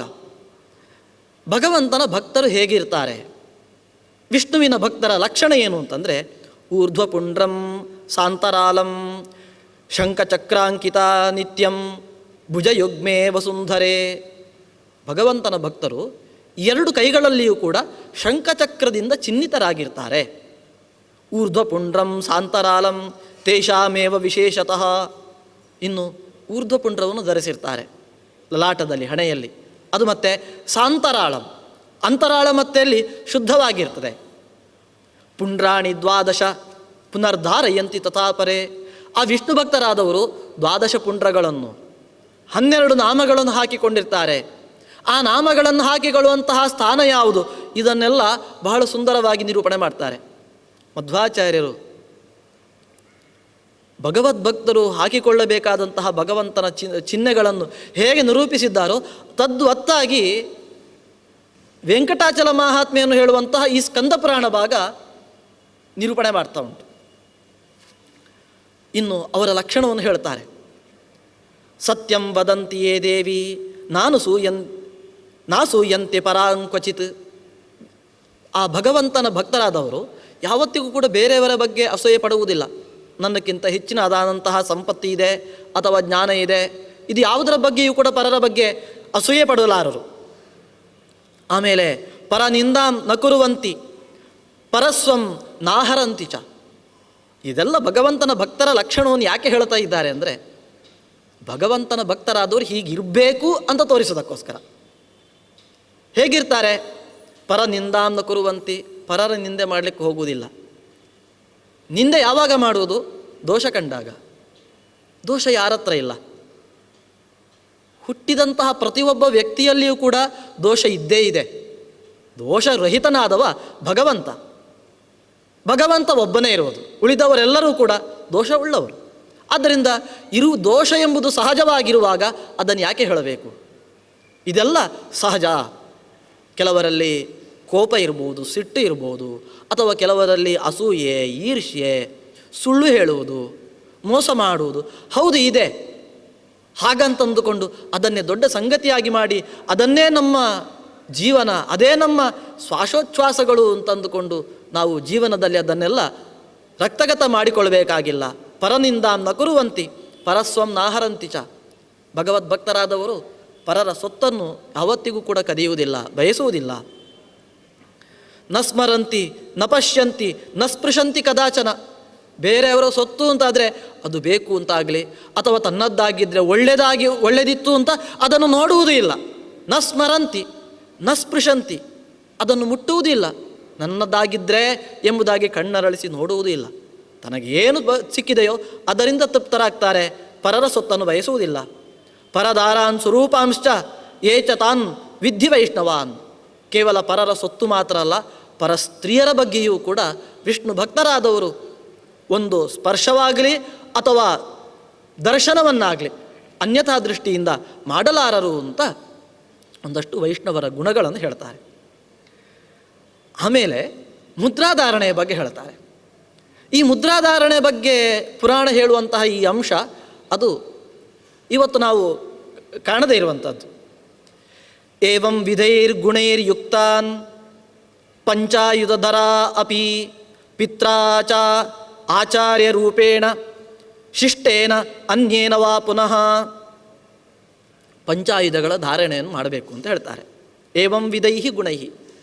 ಯಾರಿಂದ ಧಾರಣೆ ಮಾಡಿಕೊಳ್ಳುವುದು ಅಂದರೆ, ವೈಷ್ಣವರ ಯಾವ ಗುಣಗಳನ್ನು ಈ ಹಿಂದೆ ಹೇಳಿದ್ರು ಆ ಗುಣವುಳ್ಳವರಿಂದ. ಅವರು ಯಾರು? ಪಿತ್ರ, ತಂದೆಯೂ ಆಗ್ಬೋದಂತೆ ಇಂತಹ ಗುಣಗಳಿದ್ದರೆ, ಸದ್ವೈಷ್ಣವನಾಗಿದ್ದರೆ. ಆಮೇಲೆ ಆಚಾರ್ಯ ರೂಪೇಣ, ಪುರೋಹಿತರು ಆಗಬಹುದು. ಇನ್ನು ಯತಿಗಳಾಗಿದ್ದರೂ ಗುರುಗಳ ಮುಖದಿಂದಲೂ ಕೂಡ, ಕೈಯಿಂದಲೂ ಕೂಡ ಈ ಚಕ್ರಾದಿ ಧಾರಣೆಗಳನ್ನು ಮಾಡಿಸಿಕೊಳ್ಳಬಹುದು. ಸ್ವಗೃಹ್ಯೋಕ್ತ ವಿಧಾನೇನ ವನ್ಯಮಾದಾಯ ವೈ ಬುಧಃ ಚಕ್ರಾದ್ಯಾಯುಧ ಮಂತ್ರೇಣ ಜುಹುಯಾತ್ ಷೋಡಶಾಹುತಿ. ಮುದ್ರಾಧಾರಣೆ ನಾವಿತ್ತು ಮಾಡಿಕೊಳ್ತೇವೆ. ಈ ಮುದ್ರಾಧಾರಣೆ ಮಾಡಿಕೊಳ್ಳುವಂತಹ ವಿಧಾನವನ್ನು ಇಲ್ಲಿ ಅಪೂರ್ವವಾಗಿ ತೋರಿಸಿಕೊಡ್ತಾ ಇದ್ದಾರೆ. ಸ್ವಗೃಹ್ಯೋಕ್ತ ವಿಧಾನೇನ, ಅವರವರ ಶಾಖೆ ಋಗ್ವೇದವೋ ಯಜುರ್ವೇದವೋ ಸಾಮವೇದವೋ ಇದಕ್ಕನುಗುಣವಾಗಿ ಹೋಮವನ್ನು ಮಾಡಬೇಕು. ಹೋಮವನ್ನು ಮಾಡುವಾಗ ಚಕ್ರಾದಿ ಆಯುಧಗಳ ಮಂತ್ರ, ಸುದರ್ಶನ ಚಕ್ರ ಅಂದರೆ ಅದಕ್ಕೊಂದು ಮಂತ್ರ ಇದೆ, ಇನ್ನು ಶಂಖ ಪಾಂಚಜನ್ಯ ಅದಕ್ಕೊಂದು ಮಂತ್ರ ಇದೆ. ಹೀಗೆ ಪಂಚಾಯುಧಗಳಿಗೂ ಕೂಡ ಮಂತ್ರ ಇದೆ. ಆಯಾ ಮಂತ್ರಗಳಿಂದ ಆಹುತಿಯನ್ನು ಕೊಡಬೇಕು, 16 ಆಹುತಿ. ಆಮೇಲೆ ಮೂಲ ಮಂತ್ರದಿಂದ, ಪುರುಷ ಸೂಕ್ತದಿಂದ, ಜಾತವೇದಸೆ ಮಂತ್ರದಿಂದ, ಇನ್ನು ವ್ಯಾಹೃತಿಯಿಂದ 108 ಬಾರಿ ಆಹುತಿಯನ್ನು ಕೊಡಬೇಕು ಅಂತ. ಇದು ಲೋಕದಲ್ಲಿ ಹೆಚ್ಚಾಗಿ ಈ ರೀತಿಯಾದಂತಹ ಹೋಮಕ್ರಮ ಕಂಡುಬರುವುದಿಲ್ಲ. ಈ ಮುದ್ರಾಧಾರಣೆಗೆ ಇಂತಹ ಒಂದು ವಿಶಿಷ್ಟವಾದಂತಹ ವಿಧಿಯನ್ನು ಈ ಪುರಾಣ ನಿರೂಪಿಸ್ತದೆ ಅಂತ ಹೇಳುವಂಥದ್ದು ನಾವು ಗಮನಿಸಬೇಕು. ಇನ್ನು ಮುದ್ರಾಧಾರಣೆ ಎಲ್ಲಿ? ನಾವು 2 ಭುಜಗಳಿಗೆ ಚಕ್ರ, ಶಂಖ, ಇನ್ನು ಎದೆಯಲ್ಲೋ ಹೊಟ್ಟೆಯಲ್ಲೋ ಧಾರಣೆ ಮಾಡುವಂತಹ ರೂಢಿ ಇದೆ. ಆದರೆ ಈ ಪುರಾಣ ಹೇಳ್ತದೆ 2 ಆಯುಧ ಚಿಹ್ನೆಗಳಲ್ಲಂತೆ. ಭುಜದ್ವಯೇ ಶಂಖಚಕ್ರೇ ಮೂರ್ಧ್ನಿ ಶಾರಂಗ ಶರೌ ತಥಾ ಲಲಾಟೇತು ಗದಾಧಾರ್ಯ ಹೃದಯೇ ಖಡ್ಗಮೇವಚ. ಇವತ್ತು ನಾವು ಮುದ್ರಾಧಾರಣೆ ಮಾಡುವಾಗ ಪಂಚಮುದ್ರೆ ಅಂತಂದರೆ ಶಂಖಚಕ್ರ ಗದಾ ಪದ್ಮ ನಾರಾಯಣ ಅಂತ ಈ 5 ಮುದ್ರೆಗಳನ್ನು ಧಾರಣೆ ಮಾಡ್ತೇವೆ. ಆದರೆ ಸ್ಕಂದ ಪುರಾಣ ಹೇಳ್ತದೆ 2 ಭುಜಗಳಲ್ಲಿ ಶಂಖಚಕ್ರವನ್ನು ಧಾರಣೆ ಮಾಡಬೇಕು. ಆಮೇಲೆ ಮೂರ್ಧ್ನಿ ಶಾರಂಗ ಶರವು, ತಲೆಯಲ್ಲಿ ಬಿಲ್ಲು ಮತ್ತು ಬಾಣದ ಚಿಹ್ನೆ ಇದನ್ನು ಧಾರಣೆ ಮಾಡಬೇಕು. ಲಲಾಟೇತು ಗದಾಧಾರ್ಯ, ಲಲಾಟದಲ್ಲಿ ಗದಾ ಚಿಹ್ನೆ. ಹೃದಯೇ ಖಡ್ಗಮೇವಚ, ಹೃದಯದಲ್ಲಿ ಖಡ್ಗದ ಚಿಹ್ನೆಯನ್ನು ಧಾರಣೆ ಮಾಡಲಿಕ್ಕೆ ಹೇಳ್ತಾರೆ. ಹೀಗೆ ಭಗವಂತನ ಆಯುಧಗಳು ಈ 5 ಅಂತ. ವಿಷ್ಣು ಸಹಸ್ರನಾಮದ ಕೊನೆಯಲ್ಲಿಯೂ ಕೂಡ ಶಂಖ ಬೃನ್ ನಂದಕಿ ಚಕ್ರಿ ಶಾರ್ಂಗ ಧನ್ವಾ ಗದಾಧರ ಅಂತ ಹೇಳುವಂಥದ್ದು. ಶಂಖ ಬೃತ್ ನಂದಕಿ, ನಂದಕ ಅಂದರೆ ಖಡ್ಗ, ಶಂಖ ಬೃನ್ ನಂದಕಿ ಚಕ್ರಿ ಚಕ್ರ, ಶಾರಂಗ ಧನ್ವಾ ಶಾರಂಗ ಎಂಬ ಬಿಲ್ಲು, ಗದಾಧರ, ಈ 5 ಆಯುಧಗಳನ್ನು ವಿಷ್ಣು ಸಹಸ್ರನಾಮದಲ್ಲಿಯೂ ಉಲ್ಲೇಖಿಸಿದ್ದು ನಾವು ಗಮನಿಸ್ಬೋದು. ಈ 5 ಮುದ್ರೆಗಳನ್ನು ದೇಹದಲ್ಲಿ ಧಾರಣೆ ಮಾಡಿಕೊಳ್ಳಿಕ್ಕೆ ಹೇಳ್ತಾರೆ. ಆಗಲಿಲ್ಲ ಅಂತಂದರೆ ಶಂಖಚಕ್ರಗಳನ್ನಾದರೂ 2 ಭುಜಗಳಲ್ಲಿ ಧರಿಸಿಕೊಂಡಿರಬೇಕು. ಇಂಥವರೇ ವೈಷ್ಣವರು. ಇಂಥವರು ಎಲ್ಲಿರ್ತಾರೋ ಅಂಥವರನ್ನು ಸಂಪರ್ಕಿಸಿದರೆ ಆ ವೀರಪತಿಯನ್ನು, ನಾರಾಯಣನನ್ನು ನಾವು ಪಡಿಲಿಕ್ಕಾಗ್ತದೆ ಅಂತಂದುಕೊಂಡು ಆ ಧರಣೀದೇವಿಯ ಮಗಳು ತನ್ನ ತಾಯಿಯಲ್ಲಿ ಹೇಳ್ತಾಳೆ. ಮುಂದೆ ದೇವತೆಗಳ ಸಹಾಯವನ್ನೆಲ್ಲ ಪಡೆದು ಆ ಶ್ರೀನಿವಾಸನ ಜೊತೆಗೆ ವೈಭವೋಪೇತವಾದಂತಹ ವಿವಾಹ ಕಾರ್ಯಕ್ರಮವೂ ಕೂಡ ನೆರವೇರ್ತದೆ. ಇದನ್ನೆಲ್ಲ ತುಂಬ ವಿಸ್ತಾರವಾಗಿ ಪುರಾಣ ಇಲ್ಲಿ ಮುಂದಿಡ್ತದೆ. ಹೀಗೆ ಈ ಶ್ರೀನಿವಾಸ ಕ್ಷೇತ್ರದ ಹಿನ್ನೆಲೆಯನ್ನು ಹೇಳಿ ಅಲ್ಲಿಯ ಮಹತ್ವವನ್ನು ಮತ್ತೆ ಹೇಳ್ತಾರೆ.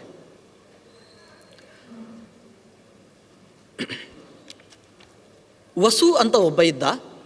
ಆತ ತನ್ನ ಮಡದಿಯೊಂದಿಗೆ ತುಂಬ ಧಾರ್ಮಿಕವಾದಂತಹ ಜೀವನವನ್ನು ನಡೆಸ್ತಾ ಇದ್ದ. ಅವನಿಗೆ ಒಬ್ಬ ಮಗ ಇರ್ತಾನೆ. ಒಂದು ಬಾರಿ ಮಗನ ಬಳಿ, ನೀನು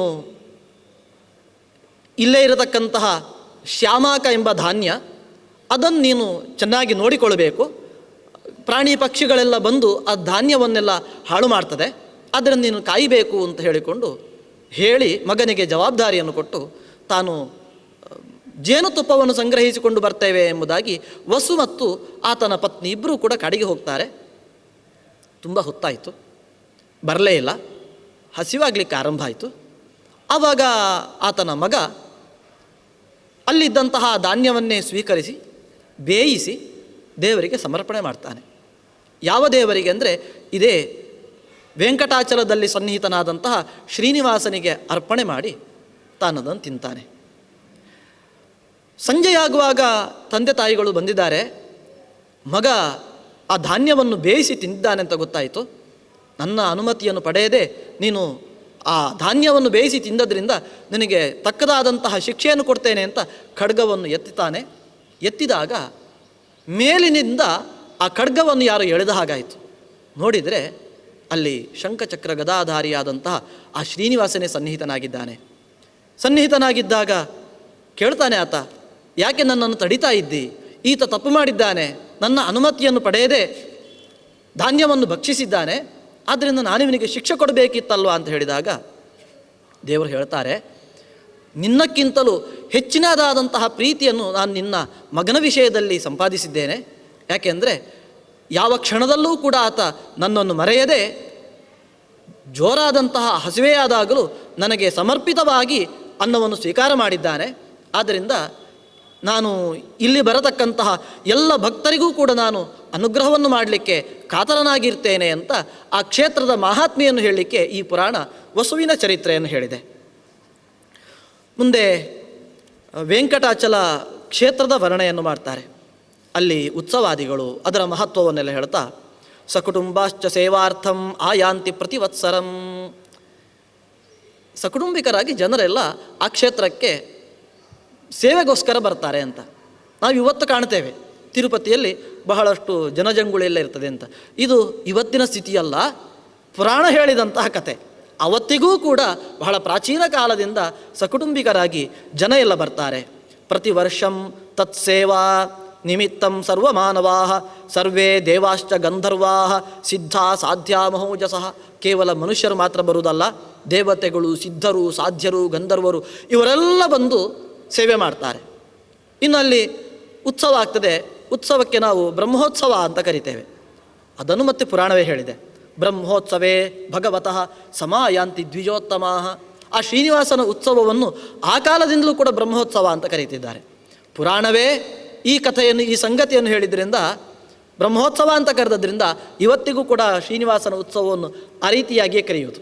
ಇನ್ನು ಆ ಶ್ರೀನಿವಾಸನ ಮಹತ್ವವನ್ನು ಹೇಳ್ತಾ, ದೇವಾನಾಂತು ಯಥಾ ವಿಷ್ಣು ವರ್ಣಾನಾಂ ಬ್ರಾಹ್ಮಣೋ ಯಥಾ ತಥಾ ವೆಂಕಟಶೈಲಾದ್ರಿ ಕ್ಷೇತ್ರಾಣಾಂ ಉತ್ತಮೋತ್ತಮ.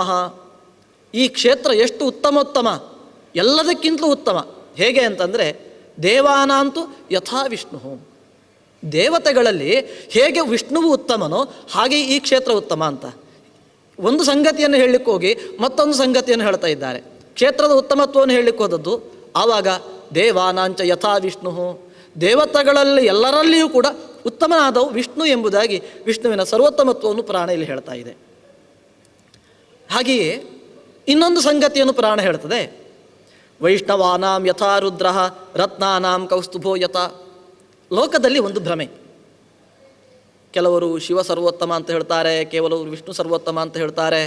ಪರಸ್ಪರ ಭಕ್ತರಲ್ಲಿ ವಿವಾದ ಇದ್ದ ಹಾಗೆ ಅವರಲ್ಲಿಯೂ ಕೂಡ ವಿವಾದ ಇದೆ, ವಿರೋಧ ಇದೆ ಅಂತ. ವಿಷ್ಣು ಸರ್ವೋತ್ತಮತ್ವವನ್ನು ಕೆಲವರು ಒಪ್ತಾರೆ, ಕೆಲವರು ಒಪ್ಪುವುದಿಲ್ಲ. ಹಾಗಿರುವಾಗ ಇದು ಒಂದು ಸಿದ್ಧವಾದಂತಹ ಸಂಗತಿಯಲ್ಲ ಅಂತ ಅಂದುಕೊಂಡ್ರೆ ಪುರಾಣ ಹೇಳ್ತದೆ, ವೈಷ್ಣವಾನಾಂ ಯಥಾ ರುದ್ರ.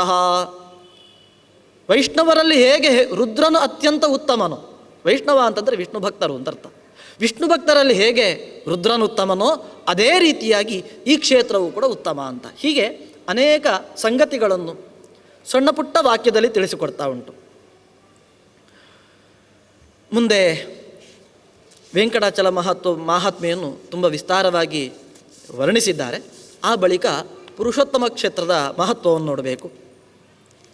ಅಹೋ ತತ್ ಪರಮಂ ಕ್ಷೇತ್ರಂ ದಶಯೋಜನ ವಿಸ್ತೃತಂ ಎಂಬುದಾಗಿ, ಆ ಪುರುಷೋತ್ತಮ ಕ್ಷೇತ್ರ ಎಂಬುದು 10 ಯೋಜನ ವಿಸ್ತೃತವಾದದ್ದು. ಅಲ್ಲಿಯ ಮಹತ್ವ ಏನು ಅಂತ ಕೇಳಿದರೆ, ಸ್ವಯಂ ಪರಮಾತ್ಮನೇ ಆ ಪುರಿಯ ಕ್ಷೇತ್ರದ ರೂಪದಲ್ಲಿ ಇದ್ದಾನೆ. ಅಲ್ಲಿ ಕೇವಲ ಬಿಂಬದಲ್ಲಿ ಮಾತ್ರ ಇರುವುದಲ್ಲ, ಕ್ಷೇತ್ರದ ರೂಪದಲ್ಲಿ ಭಗವಂತ ಇದ್ದಾನೆ.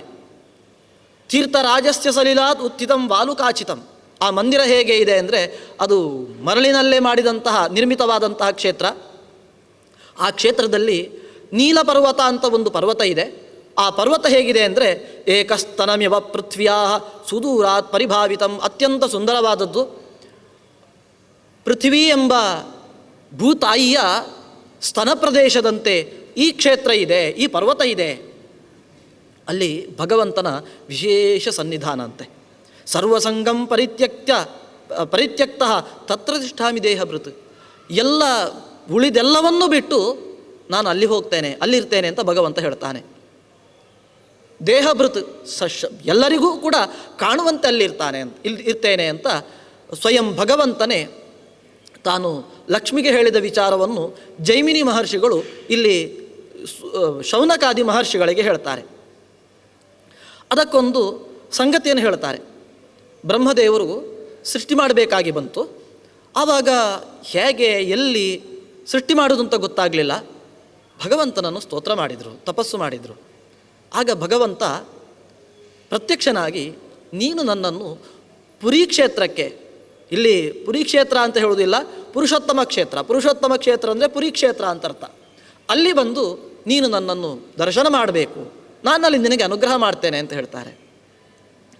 ಅಲ್ಲಿ ಬ್ರಹ್ಮದೇವರು ಹೋಗ್ತಾರೆ. ಆ ಕ್ಷೇತ್ರದಲ್ಲಿ ಭಗವಂತನ ಸ್ತೋತ್ರ ಮಾಡಬೇಕಿದ್ರೆ ಆಕಸ್ಮಿಕವಾಗಿ ಒಂದು ಕಾಗೆ ಬಂತು. ಕಾಗೆ ಬಂದು ಆ ಕ್ಷೇತ್ರದಲ್ಲಿ ಭಗವಂತನ ಸನ್ನಿಧಾನ ಮೂರ್ತಿ ಇದೆ. ಅದು ಎಲ್ಲಿದೆ ಅಂತ ಕೇಳಿದರೆ, ಒಂದು ಕುಂಡದ ಸ್ವಲ್ಪ ದೂರದಲ್ಲಿ ಒಂದು ದೊಡ್ಡದಾದಂತಹ ಮರ, ಆ ಮರದ ಬುಡದಲ್ಲಿ ಭಗವಂತನ ಸನ್ನಿಧಾನ.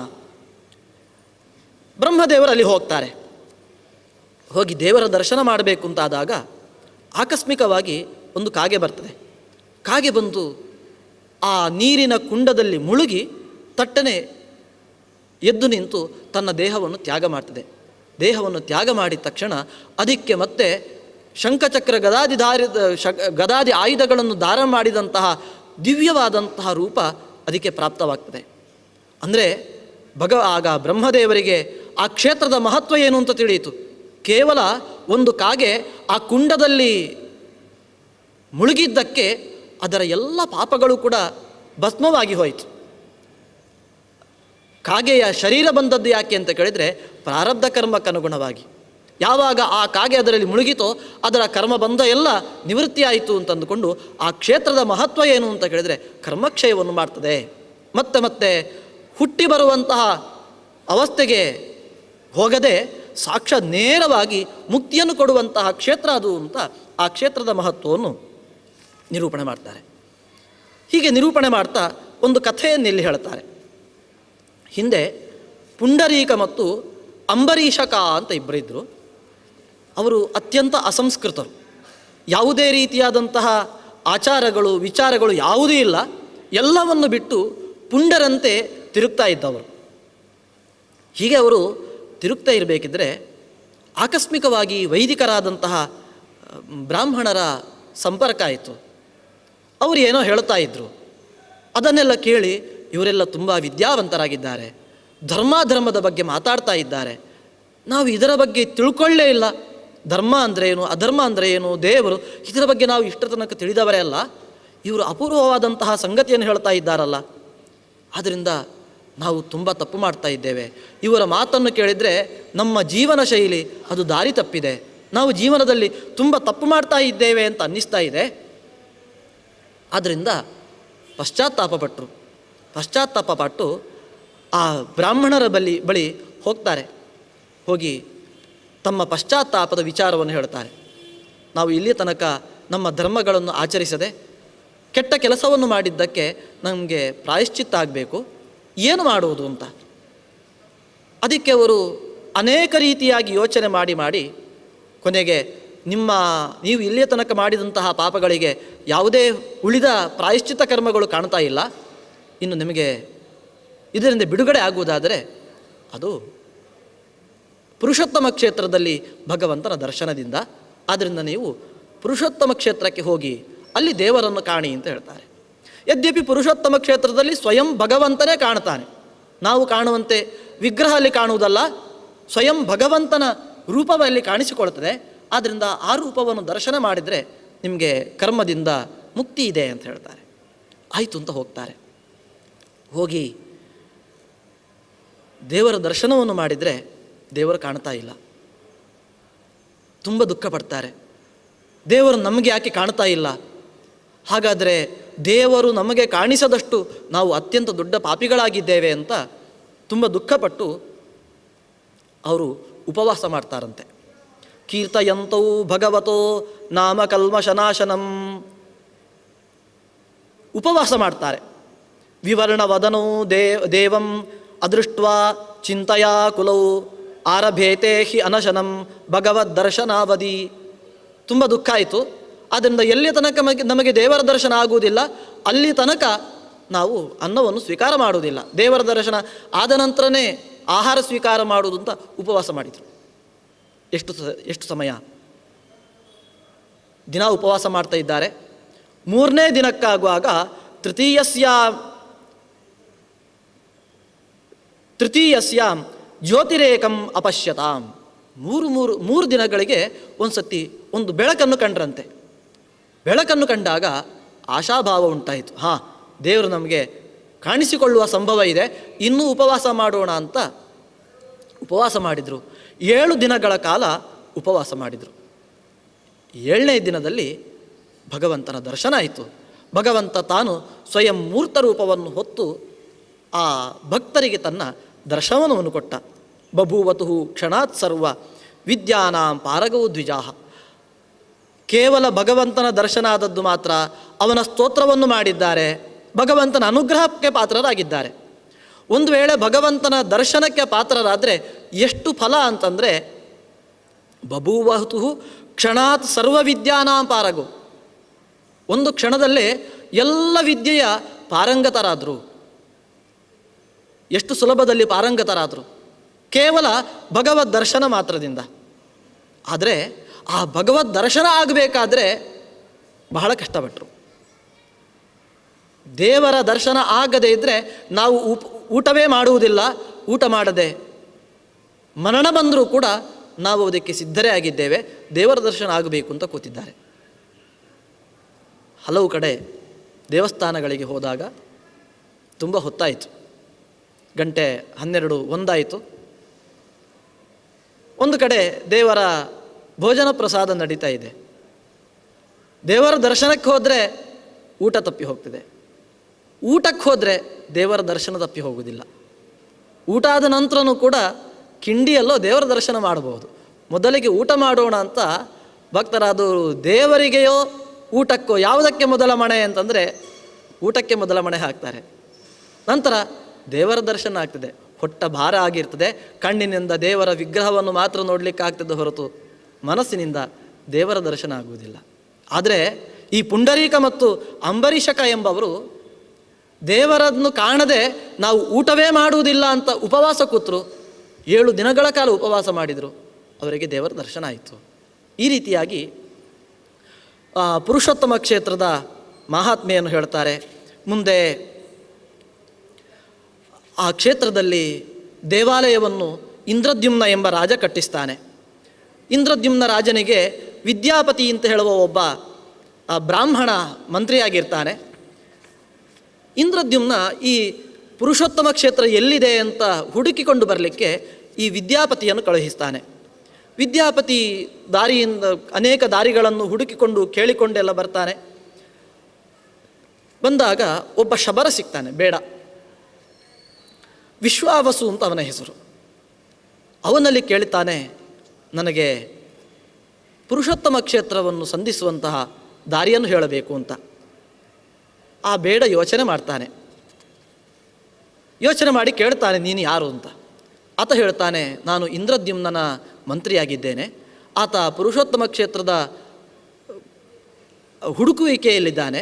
ಎಲ್ಲಿ ಅಂತ ಹುಡುಕಿಕೊಂಡು ಬರಲಿಕ್ಕೆ ಹೇಳಿದ್ದಾನೆ. ಅಲ್ಲಿ ಅವನು ದೇವಾಲಯವನ್ನು ಕಟ್ಟಿಸ್ತಾನಂತೆ ಅಂತ. ಅಷ್ಟು ಕೇಳಿದಾಗ ಈ ಶಬರನಿಗೆ ಗೊತ್ತಾಯಿತು. ಈ ಶಬರ ಆ ಕ್ಷೇತ್ರದಲ್ಲಿ ಅನೇಕ ಸಾವಿರಾರು ವರ್ಷಗಳಿಂದ ಇದ್ದವ. ಹಿಂದೆ ಋಷಿಗಳಿಗೆ ಬಂದವರು ಇಲ್ಲಿ ಮುಂದೆ ಇಂದ್ರದ್ಯುಮ್ನ ಎಂಬ ರಾಜ 100 ಅಶ್ವಮೇಧ ಯಾಗಗಳನ್ನು ಮಾಡಲಿಕ್ಕಿದ್ದಾನೆ, ಆ ಬಳಿಕ ದೇವರಿಗೆ ಆಲಯವನ್ನು ಕಟ್ಟಿಸಲಿಕ್ಕಿದ್ದಾನೆ ಅಂತ ಹೇಳಿದಂತಹ ವಾರ್ತೆಯನ್ನು ಕೇಳಿದ್ದ. ಆದ್ದರಿಂದ ಈ ಬ್ರಾಹ್ಮಣನಿಗೆ ನಾನು ಆಲಯವನ್ನು ತೋರಿಸಿದರೆ ಒಳಿತಾಗ್ತದೆ ಅಂತಂದುಕೊಂಡು ದೇವರ ದರ್ಶನವನ್ನು ಮಾಡಿಸ್ತಾನೆ. ಸಾಕ್ಷಾತ್ತಾಗಿ ದೇವರ ದರ್ಶನ ಆಯಿತು. ತುಂಬ ಹೊತ್ತಾಗಿದೆ, ರಾತ್ರಿಯಾಗಿದೆ. ಈ ಬ್ರಾಹ್ಮಣನಾದರೂ ಕಾಲ್ನಡಿಗೆಯಲ್ಲಿ ಬಹಳ ದೂರದಿಂದ ಬಂದಿದ್ದಾನೆ, ಆಯಾಸಗೊಂಡಿದ್ದಾನೆ. ಈತ ಶಬರ.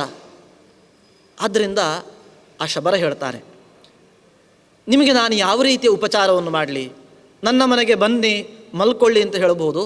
ಆದರೆ ನಿಮಗೆ ಕೊಡುವಂತಹ ಆಹಾರ, ನಾನು ಪಾಕ ಮಾಡಿದಂಥ ಆಹಾರ ನಿಮಗೆ ಯೋಗ್ಯವಲ್ಲ. ಆದ್ದರಿಂದ ನಾನು ನಿಮಗೆ ದೇವರಿಗೆ ಅರ್ಪಿಸಿದಂತಹ ಹಣ್ಣನ್ನು ಕೊಡ್ತೇನೆ ಅಂತಂದುಕೊಂಡು ಭಗವಂತನಿಗೆ ಅರ್ಪಿಸಿದಂತಹ ಹಣ್ಣನ್ನೆಲ್ಲ ಕೊಡ್ತಾನೆ. ಅವನು ಹೊರಟಾಗ ಅನೇಕ ಅಮೂಲ್ಯವಾದಂತಹ ಪದಾರ್ಥಗಳನ್ನು, ದಿವ್ಯವಾದಂತಹ ದೇವರಿಗೆ ಅರ್ಪಿತವಾದಂತಹ ಪದಾರ್ಥಗಳನ್ನೆಲ್ಲ ಕೊಟ್ಟು ಕಳಿಸ್ತಾನೆ. ಈ ಸಂದರ್ಭದಲ್ಲಿ ದೇವರ ನಿರ್ಮಾಲ್ಯ ಇದು ಅತ್ಯಂತ ಅಪೂರ್ವವಾದದ್ದು, ಇದಕ್ಕೆ ಬಹಳ ಮಹತ್ವ ಇದೆ ಅಂತಂದುಕೊಂಡು ಆ ದೇವರ ನಿರ್ಮಾಲ್ಯದ ಮಹತ್ವವನ್ನು ನಿರೂಪಣೆ ಮಾಡ್ತಾರೆ. ನಿರ್ಮಾಲ್ಯಂ ಜಗದೀಶಸ್ಯ ನಾಶಿತ್ವಾಶ್ನಾಮಿ ಕಿಂಚನ ಇತಿ ಸತ್ಯ ಪ್ರತಿಜ್ಞೋಯ ಪ್ರತ್ಯಹಂ ತಚ್ಚ ಭಕ್ಷಯೇತ್. ದೇವರಿಗೆ ಅರ್ಪಿತವಾದಂತಹ ಅನ್ನವನ್ನೇ ಭಕ್ಷಿಸಬೇಕು. ಯಾವಾಗ? ದೇವರಿಗೆ ಅರ್ಪಿಸಿದಂತಹ ಅನ್ನವನ್ನು ಉಣ್ಣುವುದೇ ಇಲ್ಲ. ಏನು ತಿನ್ನುವುದಾದರೂ ಕೂಡ ಅದು ದೇವರ ನಿರ್ಮಾಲ್ಯವಾಗಿರಬೇಕು. ನಿರ್ಮಾಲ್ಯ ಅಲ್ಲದ್ದನ್ನು ನಾನು ಸ್ವೀಕರಿಸಲಾರೆ ಅಂತಂದುಕೊಂಡು ವ್ರತವನ್ನು ಪಾಲಿಸಿ ದೇವರಿಗೆ ನಿರ್ಮಾಲ್ಯ ಆಗದ್ದನ್ನು ತಿನ್ನಲೇಬಾರದು. ಈ ರೀತಿಯಾಗಿ ಯಾರು ವ್ರತವನ್ನು ಪಾಲಿಸ್ತಾನೋ ಸರ್ವಪಾಪ ವಿನಿರ್ಮುಕ್ತ ಶುದ್ಧಾಂತಃಕರಣೋ ನರಃ. ಕೇವಲ ಭಗವಂತನ ನಿರ್ಮಾಲ್ಯವನ್ನೇ ಭಕ್ಷಿಸ್ತೇನೆ ಎಂಬ ವ್ರತವನ್ನು ಇಟ್ಟುಕೊಂಡರೂ ಕೂಡ ಆತ ಎಲ್ಲ ಪಾಪಗಳಿಂದ ನಿರ್ಮುಕ್ತನಾಗ್ತಾನೆ. ಸಶುದ್ಧಂ ವೈಷ್ಣವಂ ಸ್ಥಾನಂ ಕ್ರಮಾದ್ಯಾತಿನ ಸಂಶಯ. ಅಂಥವನು ಕ್ರಮೇಣ ಮುಕ್ತಿಯನ್ನು ಪಡಿತಾನೆ. ಇನ್ನೊಂದು ನಿರ್ಮಾಲ್ಯದ ಮಹತ್ವವನ್ನು ಹೇಳ್ತಾರೆ. ದೇವರಿಗೆ ಅರ್ಪಿತ ಅಂತಾದರೆ ಅದು ಎಷ್ಟು ಪವಿತ್ರ. ಲೋಕದಲ್ಲಿ ಇದನ್ನು ಎಷ್ಟು ರೂಢಿಗೆ ತರಲಿಕ್ಕಾಗ್ತದೆ ಇಲ್ಲ, ವಿಚಾರ ಮಾಡಬೇಕಾದ ಸಂಗತಿ.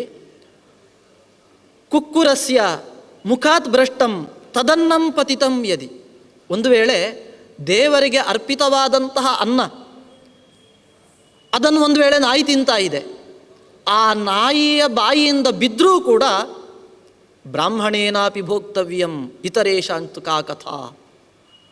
ನಾಯಿಯ ಬಾಯಿಯಿಂದ ಬಿದ್ದರೂ ಕೂಡ ಬ್ರಾಹ್ಮಣನಾದರೂ ಕೂಡ ಆ ಪ್ರಸಾದವನ್ನು ಸ್ವೀಕಾರ ಮಾಡಬೇಕು ಅಂತ.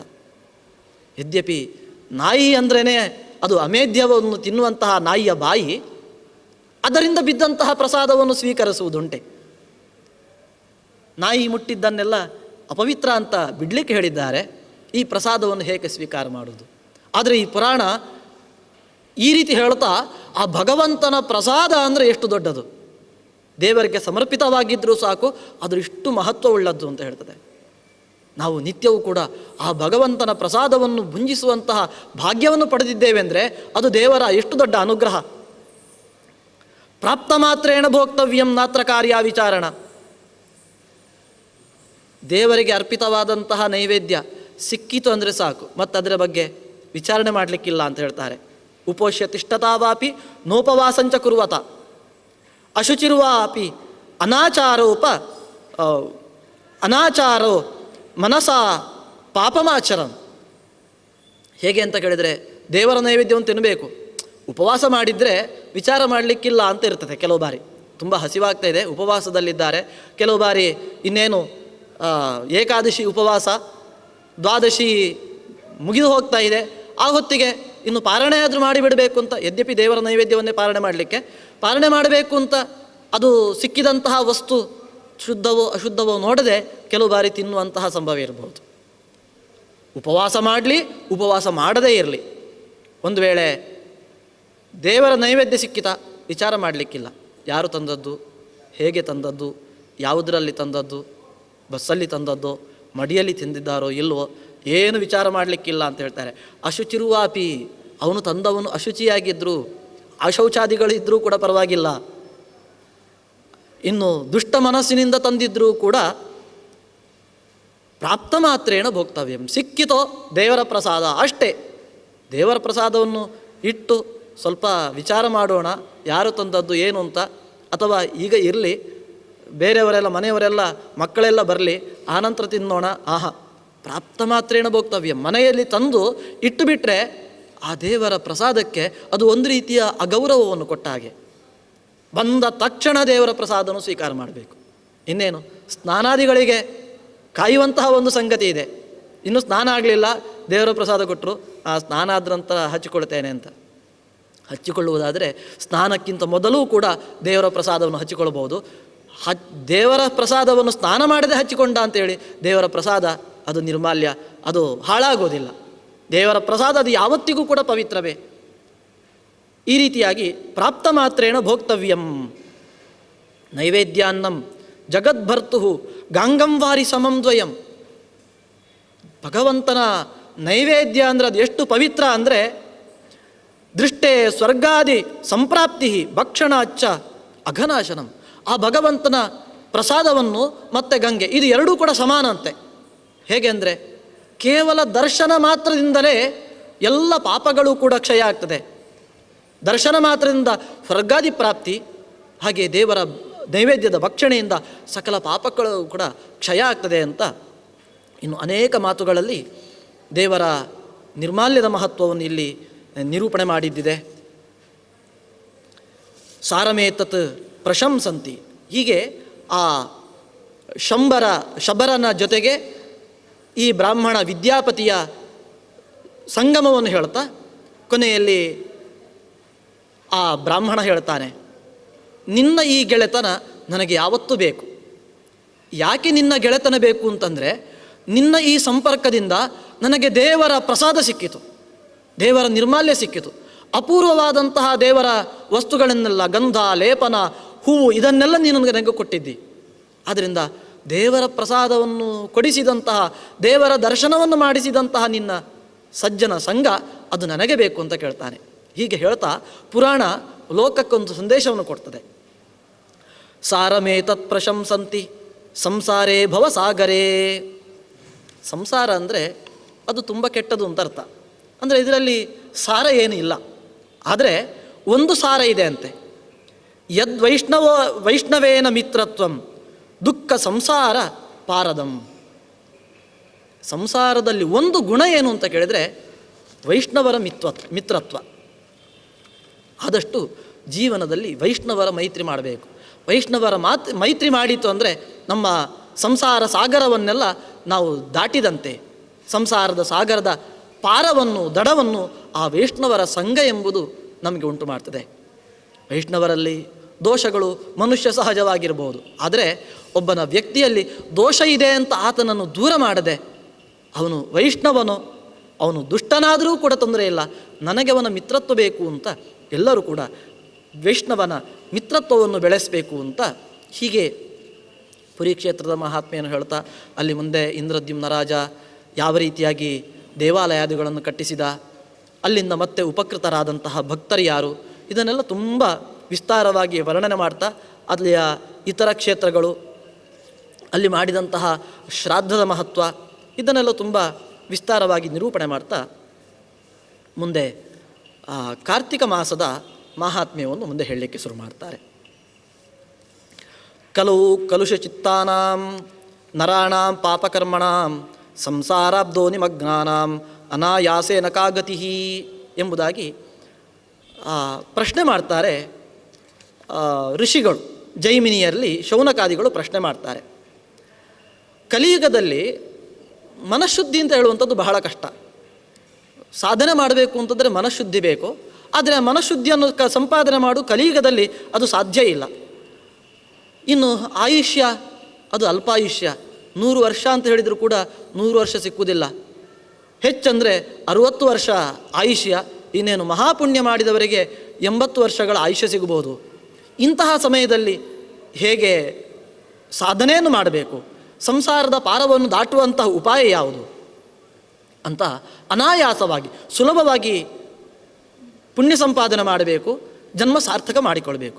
ಅದಕ್ಕೇನು ಉಪಾಯ ಅಂತ ಕೇಳಿದಾಗ ಆಗ ನಾರದರು ಹೇಳಿದಂತಹ ಮಾತನ್ನು ಜೈಮಿನಿ ಋಷಿಗಳು ಉಲ್ಲೇಖ ಮಾಡ್ತಾರೆ. ಮಾಸಾನಾಂ ಪ್ರವರೋ ಮಾಸಃ ದೇವಾನಾಂ ಉತ್ತಮೋತ್ತಮಃ ತೀರ್ಥಾನಿ ತದ್ವಿಶೇಷೇಣ ಕಥಯಸ್ವ ಪಿತಾಮಹ. ನಿನಗೆ ಒಂದು ಉಪಾಯ ಇದೆ, ಭಗವಂತನ ಅರ್ಚನೆ. ಅದಕ್ಕೆ ಉತ್ತಮವಾದಂತಹ ಕಾಲ ಯಾವುದು ಅಂತ ಕೇಳಿದ್ರೆ ಕಾರ್ತಿಕ ಮಾಸ. ಈ ಕಾರ್ತಿಕ ಮಾಸ ಎಂಬುದು ಮಾಸಾನಾಂ ಪ್ರವರಃ, ಇದ್ದ ಎಲ್ಲ ಮಾಸಗಳಲ್ಲಿ ಎಲ್ಲ ಮಾಸಗಳಿಗೂ ಕೂಡ ಮಹಾತ್ಮೆ ಇದೆ. ಮಾರ್ಗಶೀರ್ಷ ಮಾಸಕ್ಕೂ ಮಹಾತ್ಮೆ ಇದೆ, ಮಾಘ ಮಾಸಕ್ಕೂ ಪಾಲ್ಗುಣ ಮಾಸಕ್ಕೂ ಎಲ್ಲ ಮಾಸಕ್ಕೂ ಮಹಾತ್ಮೆ ಇದೆ. ಯಾವ ಮಾಸವೂ ಕೂಡ ಕೆಟ್ಟದಾದಂತಹ ಮಾಸ ಇಲ್ಲ. ಸಾಧಕರಿಗೆ ಭಗವದ್ಭಕ್ತರಿಗೆ ಎಲ್ಲ ಸಮಯದಲ್ಲೂ ಕೂಡ ಸಾಧನೆ ಮಾಡಲಿಕ್ಕೆ ಭಗವಂತನ ಸೇವೆ ಮಾಡಲಿಕ್ಕಿದೆ. ಆದರೆ ಈ 12 ಮಾಸಗಳಲ್ಲಿಯೂ ಕೂಡ ಅತ್ಯಂತ ಶ್ರೇಷ್ಠವಾದಂತಹ ಮಾಸ ಕಾರ್ತಿಕ ಮಾಸ, ದೇವಾನಾಂ ಉತ್ತಮೋತ್ತಮ. ಹಾಗೆಯೇ ಈ ಕಾರ್ತಿಕ ಮಾಸದಲ್ಲಿ ತೀರ್ಥ ಸ್ನಾನಾದಿಗಳನ್ನು ಕೂಡ ಮಾಡಲಿಕ್ಕಿದೆ. ಈ ಎಲ್ಲ ವಿಶೇಷಗಳನ್ನು ನಾನು ನಿನಗೆ ಹೇಳುತ್ತೇನೆ ಅಂತ ನಾರದರು ಹೇಳಿದ್ದನ್ನು ಇಲ್ಲಿ ಹೇಳ್ತಾರೆ. ಮಾಸಾನಾಂ ಕಾರ್ತಿಕ ಶ್ರೇಷ್ಠ ದೇವಾನಾಂ ಮಧುಸೂದನ ತೀರ್ಥಂ ನಾರಾಯಣಾಖ್ಯಂಚ ತೃತಯಂ ದುರ್ಲಭಂ ಕಲೋ. ಹೀಗೆ ಮಾಸದ ಮಹಾತ್ಮೆಯನ್ನು ಹೇಳುವಾಗ ಇನ್ನೊಂದು ಮಾತು, ಮಾಸಾನಾಂ ಕಾರ್ತಿಕ ಶ್ರೇಷ್ಠ, ಎಲ್ಲ ಮಾಸಗಳಿಗಿಂತಲೂ ಕಾರ್ತಿಕ ಮಾಸ ಶ್ರೇಷ್ಠ. ಕಾರ್ತಿಕ ಮಾಸ ಶ್ರೇಷ್ಠ ಅಂದರೆ ಹಾಗಾದರೆ ಮದುವೆ ಉಪನಯನ ಎಲ್ಲವನ್ನು ಕೂಡ ಇಲ್ಲೇ ಮಾಡಿಬಿಡೋಣ ಅಂತಂದರೆ ಪಂಚಾಂಗದಲ್ಲಿ ಮುಹೂರ್ತ ಹಾಕಲಿಲ್ಲ ಅಲ್ವಾ? ಹೌದು. ನಿಷ್ಕಾಮ ಕರ್ಮ ಮಾಡಿ ಪುಣ್ಯ ಸಂಪಾದನೆ ಮಾಡಿ ಪಾಪವನ್ನು ದೂರ ಮಾಡಿಕೊಳ್ಳಿಕ್ಕೆ ಕಾರ್ತಿಕ ಮಾಸ ಶ್ರೇಷ್ಠ. ಹಾಗೆ ಅಂತ ಅಂದುಕೊಂಡು ಉಳಿದದ್ದನ್ನೆಲ್ಲವನ್ನು ಕೂಡ ಇಲ್ಲೇ ಮಾಡ್ತೇವೆ ಅಂದರೆ ಇಲ್ಲ. ಅದಕ್ಕೆ ದೇವರು ಇನ್ನೂ ಕೂಡ ಉತ್ಥಿತರಾಗಬೇಕು, ಉತ್ತರಾಯಣ ಬರಬೇಕು. ಹೀಗೆಲ್ಲ ಉಳಿದ ಕರ್ಮಗಳಿಗೆ ನೈಮಿತ್ತಿಕ ಕಾಮ್ಯ ಕರ್ಮಗಳಿಗೆ ಇತರ ನಿಮಿತ್ತಗಳ ಅಪೇಕ್ಷೆಯೂ ಕೂಡ ಇದೆ. ಒಟ್ಟು 3 ಅಂಶಗಳು ಅತ್ಯಂತ ದುರ್ಲಭ. ಒಂದು ಕಾರ್ತಿಕ ಮಾಸ, ಇನ್ನು ಮಧುಸೂದನ ಮತ್ತು ನಾರಾಯಣೆಂಬ ತೀರ್ಥ. ಈ 3 ಲೋಕದಲ್ಲಿ ಅತ್ಯಂತ ದುರ್ಲಭವಾದದ್ದು. ಈ 3ರ ಆಶ್ರಯವನ್ನು ಪಡೆದುಕೊಂಡ್ರೆ ಶ್ರೇಯಸ್ಸನ್ನು ಸಾಧಿಸಬಹುದು. ಹಾಗಾದರೆ ಕಾರ್ತಿಕ ಮಾಸದಲ್ಲಿ ಏನೇನು ಕೃತ್ಯಗಳು ಅಂತ ಕಾರ್ತಿಕ ಮಾಸದ ಕೃತ್ಯಗಳನ್ನು ಮುಂದೆ ನಿರೂಪಣೆ ಮಾಡ್ತಾರೆ.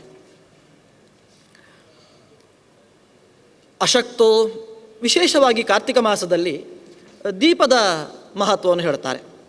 ದೀಪವನ್ನು ಬೆಳಗಿಸಬೇಕು ಭಗವಂತನ ಮಂದಿರದಲ್ಲಿ ಮತ್ತು ತಮ್ಮ ಮನೆಗಳಲ್ಲಿಯೂ ಕೂಡ ಕೇಶವನ ಮುಂದೆ ದೀಪವನ್ನು ಬೆಳಗಿಸುವುದರಿಂದ ವಿಶೇಷವಾದಂತಹ ಫಲ ಇದೆ. ದೀಪಕ್ಕೆ ಎಷ್ಟು ಮಹತ್ವ ನಾವೆಲ್ಲ ದೇವರಿಗೆ ಲಕ್ಷದೀಪ ಇದನ್ನೆಲ್ಲ ಮಾಡುವುದು, ಅದರಲ್ಲಿ ನಾವೆಲ್ಲ ಭಾಗಿಗಳಾಗ್ತೇವೆ. ಲಕ್ಷದೀಪದಲ್ಲಿ ನಾವು ಭಾಗಿಗಳಾದರೂ ನಮಗೇನು ಫಲ ಇದೆಯೋ ಅಂತಂದರೆ, ನಾವೇ ದೀಪವನ್ನು ಬೆಳಗಿದ್ರೆ ಬಹಳಷ್ಟು ಫಲ ನಾವು ನಮ್ಮ ಮನೆಗಳಲ್ಲಿ ಬೆಳಗ್ತೇವೆ. ಅಷ್ಟು ಮಾತ್ರ ಅಲ್ಲ, ಒಂದು ವೇಳೆ ದೀಪ ಬೆಳಗಲಿಕ್ಕೆ ಒಬ್ಬನಿಗೆ ಸಾಧ್ಯ ಇಲ್ಲ, ಅವನಲ್ಲಿ ಸಾಮರ್ಥ್ಯ ಇಲ್ಲ ಅಂತಂದರೆ ಏನು ಮಾಡಬೇಕು ಅಂತ ಹೇಳ್ತಾ ದೀಪದ ಮಹತ್ವವನ್ನು ಹೇಳ್ತಾರೆ. ಅಶಕ್ತೋ ದೀಪದಾನಸ್ಯ ಪರದೀಪಂ ಪ್ರಬೋಧಯೇತ್. ಒಂದು ವೇಳೆ ದೇವರ ತೃಪ್ತಿಗೋಸ್ಕರ ಪ್ರೀತಿಗೋಸ್ಕರ ದೀಪವನ್ನು ಬೆಳಗಲಿಕ್ಕೆ ಒಬ್ಬನಿಗೆ ಸಾಮರ್ಥ್ಯ ಇಲ್ಲ, ಹಾಗೆ ಸಾಮರ್ಥ್ಯ ಇಲ್ಲದೆ ಇದ್ದಾಗ ಪರದೀಪಂ ಪ್ರಬೋಧಯೇತ್, ಅನ್ಯರು ಒಂದು ವೇಳೆ ದೀಪವನ್ನು ಬೆಳಗಿಸಿದರೆ ಅದು ಇನ್ನೇನು ಆರ್ತಾ ಇದೆ ಅಂತಂದರೆ ಆ ಆರುವಂತಹ ದೀಪವನ್ನು ಸ್ವಲ್ಪ ಬೆಳಗಿಸಿದರೂ ಸಾಕು, ಅವನಿಗೆ ಪುಣ್ಯ ಇದೆ.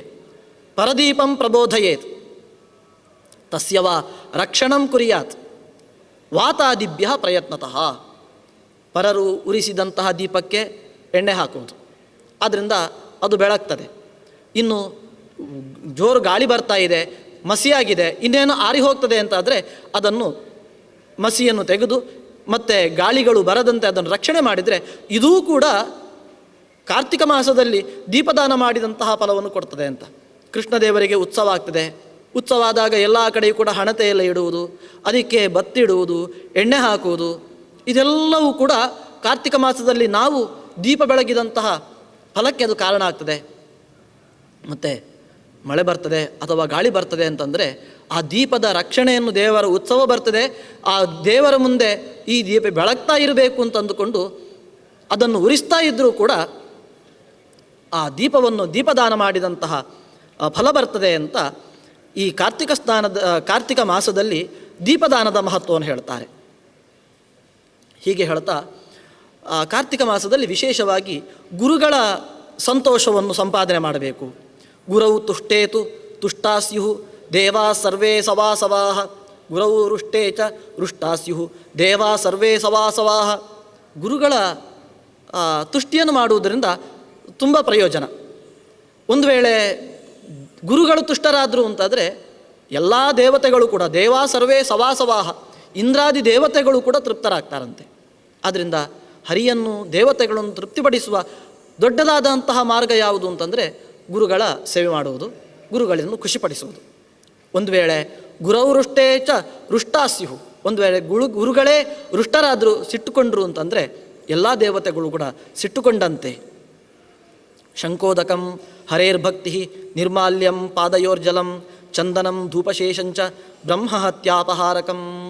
ಹೀಗೆ ಕಾರ್ತಿಕದ ಮಾಸದ ಮಹತ್ವವನ್ನು ಹೇಳ್ತಾ ಕಾರ್ತಿಕ ಮಾಸದಲ್ಲಿ ಏನೇನು ಮಾಡಬೇಕು, ನಿತ್ಯ ಕರ್ತವ್ಯಗಳೇನು ಅಂತ ಹೇಳ್ತಾ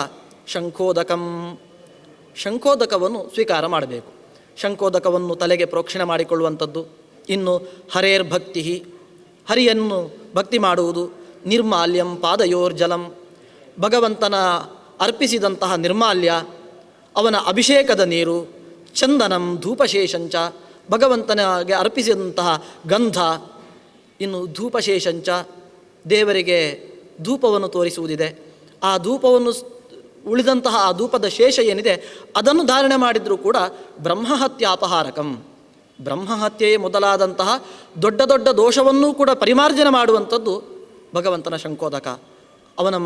ಅವನ ಭಕ್ತಿ, ಅವನ ನಿರ್ಮಾಲ್ಯವನ್ನು ಧಾರಣೆ ಮಾಡುವಂಥದ್ದು. ಹೀಗೆ ಇಂತಹ ಸಣ್ಣ ಪುಟ್ಟ ವಿಚಾರಗಳು ಕೂಡ, ದೇವರ ಗಂಧ ನಿರ್ಮಾಲ್ಯಗಳನ್ನು ಧಾರಣೆ ಮಾಡುವಂಥದ್ದು ಕೂಡ ಅದು ಬ್ರಹ್ಮಹತ್ಯೆಯೇ ಮೊದಲಾದಂತಹ ಪಾಪಗಳ ಪರಿಮಾರ್ಜನೆಗೆ ಕಾರಣ ಆಗ್ತದೆ ಅಂತಂದರೆ ಇನ್ನು ಉಳಿದಂತಹ ಪಾಪಗಳ ಪರಿಮಾರ್ಜನೆಗೆ ಕಾರಣ ಆಗ್ತದೆ ಅಂತ ಇನ್ನೇನು ಹೇಳಬೇಕು. ಹೀಗೆ ಅನ್ನದಾನ, ಗೋದಾನ, ಗೀತಾಪಠಣ ಇದರ ಬಗ್ಗೆ ಹೇಳ್ತಾರೆ. ಇದನ್ನೆಲ್ಲ ಕಾರ್ತಿಕ ಮಾಸದಲ್ಲಿ ಮಾಡುವಂತಹ ಕೃತ್ಯಗಳನ್ನು ಹೇಳ್ತಾ ಅನ್ನಂ ಹಿ ಸರ್ವಭೂತಾನಾಂ ಪ್ರಾಣಭೂತಂ ಪರಂ ವಿದುಹು ಅನ್ನದ ಸರ್ವದೋಲೋಕೆ ಸರ್ವಯಜ್ಞಾದಿಕಂ ಕೃದ್ಭವೇತ್. ಕಾರ್ತಿಕ ಮಾಸದಲ್ಲಿ ವಿಶೇಷವಾಗಿ ಅನ್ನದಾನ ಮಾಡಬೇಕು. ಅನ್ನದಾನ ಮಾಡಿದ್ರಿಂದ ಎಲ್ಲ ಯಜ್ಞಗಳನ್ನು ಮಾಡಿದಂತಹ ಫಲ ಅವನಿಗೆ ಬರ್ತದೆ. ಹಾಗೆಯೇ ತೀರ್ಥ ಸ್ನಾನೇನ ಕಿಂತಸ್ಯ ದೇವಯಾತ್ರಾದಿನಾಪಿ ಕಿಂ ಸರ್ವಂ ಸಂಪದ್ಯತೆ ಬ್ರಹ್ಮನ್ ಅನ್ನದಾನ ನ ಸಂಶಯ. ಕಾರ್ತಿಕ ಮಾಸದಲ್ಲಿ ಅನ್ನದಾನ ಮಾಡಿದ್ರ ಇನ್ನೊಂದು ಫಲ ಏನು ಅಂದರೆ ಅವನು ಮತ್ತೆ ಯಾವ ತೀರ್ಥಕ್ಷೇತ್ರಗಳಿಗೂ ಕೂಡ ಹೋಗಬೇಕಾಗಿಲ್ಲಂತೆ. ತೀರ್ಥಕ್ಷೇತ್ರಗಳಿಗೆ ಹೋಗುವುದರಿಂದ ಯಾವ ಪುಣ್ಯವೋ ಅದು ಕಾರ್ತಿಕ ಮಾಸದಲ್ಲಿ ಅನ್ನದಾನ ಮಾಡುವುದರಿಂದ ಬರ್ತದೆ. ಹಾಗೆಯೇ ದೇವಾಯತನಗಳಿಗೆ, ದೇವರ ಮಂದಿರಗಳಿಗೆ, ದೇವಸ್ಥಾನಗಳಿಗೆ ಹೋಗುವುದರಿಂದ ಏನು ಫಲವೋ ಅದು ಕಾರ್ತಿಕ ಮಾಸದಲ್ಲಿ ಅನ್ನದಾನ ಮಾಡುವುದರಿಂದ ಬರ್ತದೆ ಅಂತ ಹೀಗೆ ಕಾರ್ತಿಕ ಮಾಸದಲ್ಲಿ ಅನ್ನದಾನವಾದ ಫಲವನ್ನೆಲ್ಲ ಹೇಳ್ತಾರೆ. ಇನ್ನು ವಿಶೇಷವಾಗಿ ಗೋದಾನವನ್ನು, ಗೋದಾನಾತ್ ಪರಮಂ ದಾನಂ ಸಂಸಾರಾರ್ಣವತಾರಕಂ ನಾಸ್ತಿ ನಾರದ ಲೋಕೇಸ್ಮಿನ್ ಸುಶರ್ಮ ಬ್ರಾಹ್ಮಣೋ ಯಥಾ. ಸುಶರ್ಮ ಎಂಬ ಒಬ್ಬ ಬ್ರಾಹ್ಮಣ ಇದ್ದ. ಆತ ಕಾರ್ತಿಕ ಮಾಸದಲ್ಲಿ ಗೋದಾನವನ್ನು ಮಾಡಿದ್ರಿಂದ ಸಕಲ ಅರಿಷ್ಟಗಳನ್ನು ಕೂಡ ದಾಟಿದ್ದಾನೆ. ಆದ್ದರಿಂದ ಕಾರ್ತಿಕ ಮಾಸದಲ್ಲಿ ಗೋದಾನ ಎಂಬುದು ತುಂಬ ಶ್ರೇಷ್ಠ. ಹೀಗೆ ಕಾರ್ತಿಕ ಮಾಸದಲ್ಲಿ ಮಾಡುವಂತಹ ಕೃತ್ಯಗಳಲ್ಲಿ ಇನ್ನೊಂದು ಶ್ಲೋಕಾರ್ಧಂ ಶ್ಲೋಕಪಾದಂ ವಾ ನಿತ್ಯಂ ಭಾಗವತೋದ್ಭವಂ ಕಾರ್ತಿಕೇಯ ಪಟೇನ್ಮರ್ತ್ಯ ಶ್ರದ್ಧಾಭಕ್ತಿ ಸಮನ್ವಿತ ಅಂತ ಕಾರ್ತಿಕ ಮಾಸದಲ್ಲಿ ಭಾಗವತ ಪಾರಾಯಣವನ್ನು ಮಾಡಬೇಕು ಅಥವಾ ಭಾಗವತದ ಶ್ರವಣವನ್ನು ಮಾಡಬೇಕು. ಭಾಗವತದ ಪಾರಾಯಣ ಅಥವಾ ಶ್ಲೋಕದ ಶ್ರವಣ ಅದು ಹೆಚ್ಚು ಹೆಚ್ಚು ಮಾಡಿದಷ್ಟು ಅತ್ಯಂತ ಅತಿಶಯಿತವಾದ ಫಲ. ಆದರೆ ಶ್ಲೋಕಂ ವಾ ಶ್ಲೋಕಪಾದಂ ವಾ, ಒಂದು ಶ್ಲೋಕ ಅಥವಾ ಶ್ಲೋಕದ ಒಂದು ಪಾದವನ್ನು ಭಾಗವತದ ಮಾತನ್ನು ಕೇಳಿದರೂ ಕೂಡ ಅದು ಕಾರ್ತಿಕ ಮಾಸದಲ್ಲಿ ವಿಶೇಷವಾದ ಫಲವನ್ನು ಕೊಡ್ತದೆ. ಹಾಗೆಯೇ ಭಗವದ್ಗೀತಾ ಪಾರಾಯಣವನ್ನು ಕೂಡ ಹೇಳ್ತಾರೆ. ಗೀತಾಯಾಸ್ತು ಸಮಂ ಶಾಸ್ತ್ರಂ ನ ಭೂತಂ ನ ಭವಿಷ್ಯತಿ ಸರ್ವಪಾಪಹರ ನಿತ್ಯಂ ಗೀತೈಕಾ ಮೋಕ್ಷದಾಯಿನಿ ಎಂಬುದಾಗಿ ಇದೆಲ್ಲ ಅಪೂರ್ವವಾದಂತಹ ಸಂಗತಿಗಳು. ಕಾರ್ತಿಕ ಮಾಸದಲ್ಲಿ ಮಾಡಬೇಕಾದಂತಹ ಕೃತ್ಯಗಳು ಏನು ಮಾಡುವುದು?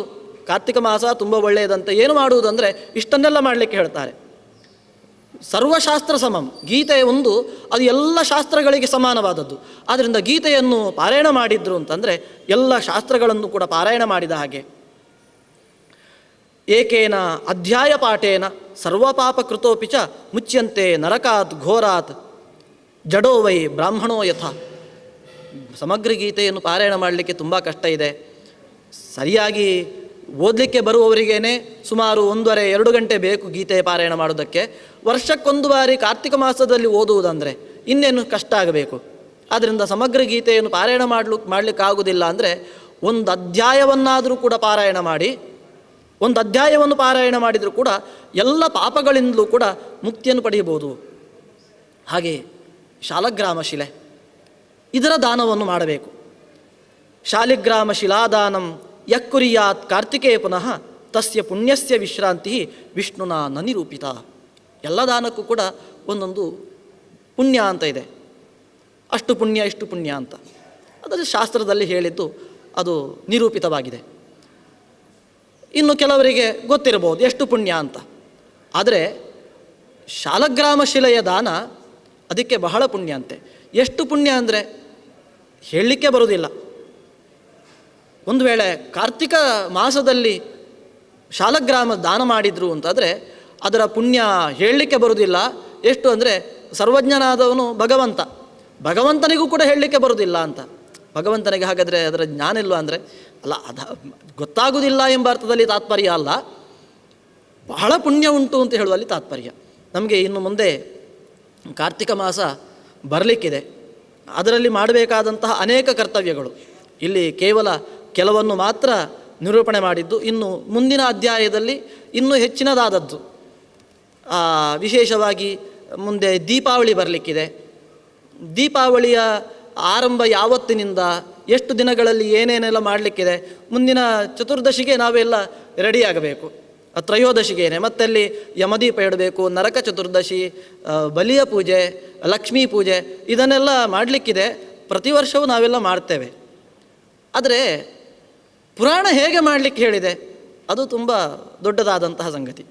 ನಾವು ಹಿಂದಿನಿಂದ ಏನು ಮಾಡಿಕೊಂಡು ಬರ್ತಿದ್ದೇವೆ ಅದನ್ನು ಮಾಡ್ತಿದ್ದೇವೆ.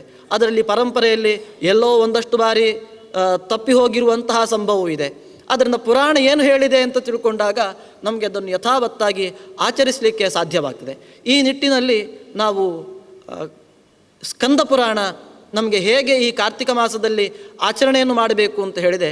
ಹಾಗೆ ಇನ್ನು ಕಾರ್ತಿಕ ಸ್ನಾನ ಇದೆ. ಈ ಸ್ನಾನದ ಮಹತ್ವವನ್ನು ಕೂಡ ಮತ್ತೆ ನೋಡಲಿಕ್ಕಿದೆ. ಒಟ್ಟು ಪುನಃ ಕಾರ್ತಿಕ ಮಹತ್ವವನ್ನು ಮತ್ತೆ ನಾವು ನೋಡೋಣ.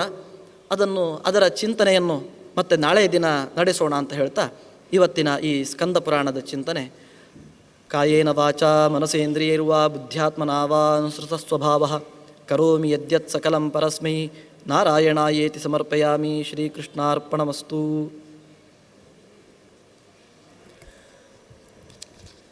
ಇಷ್ಟು ಹೊತ್ತು ಸ್ಕಂದ ಪುರಾಣದ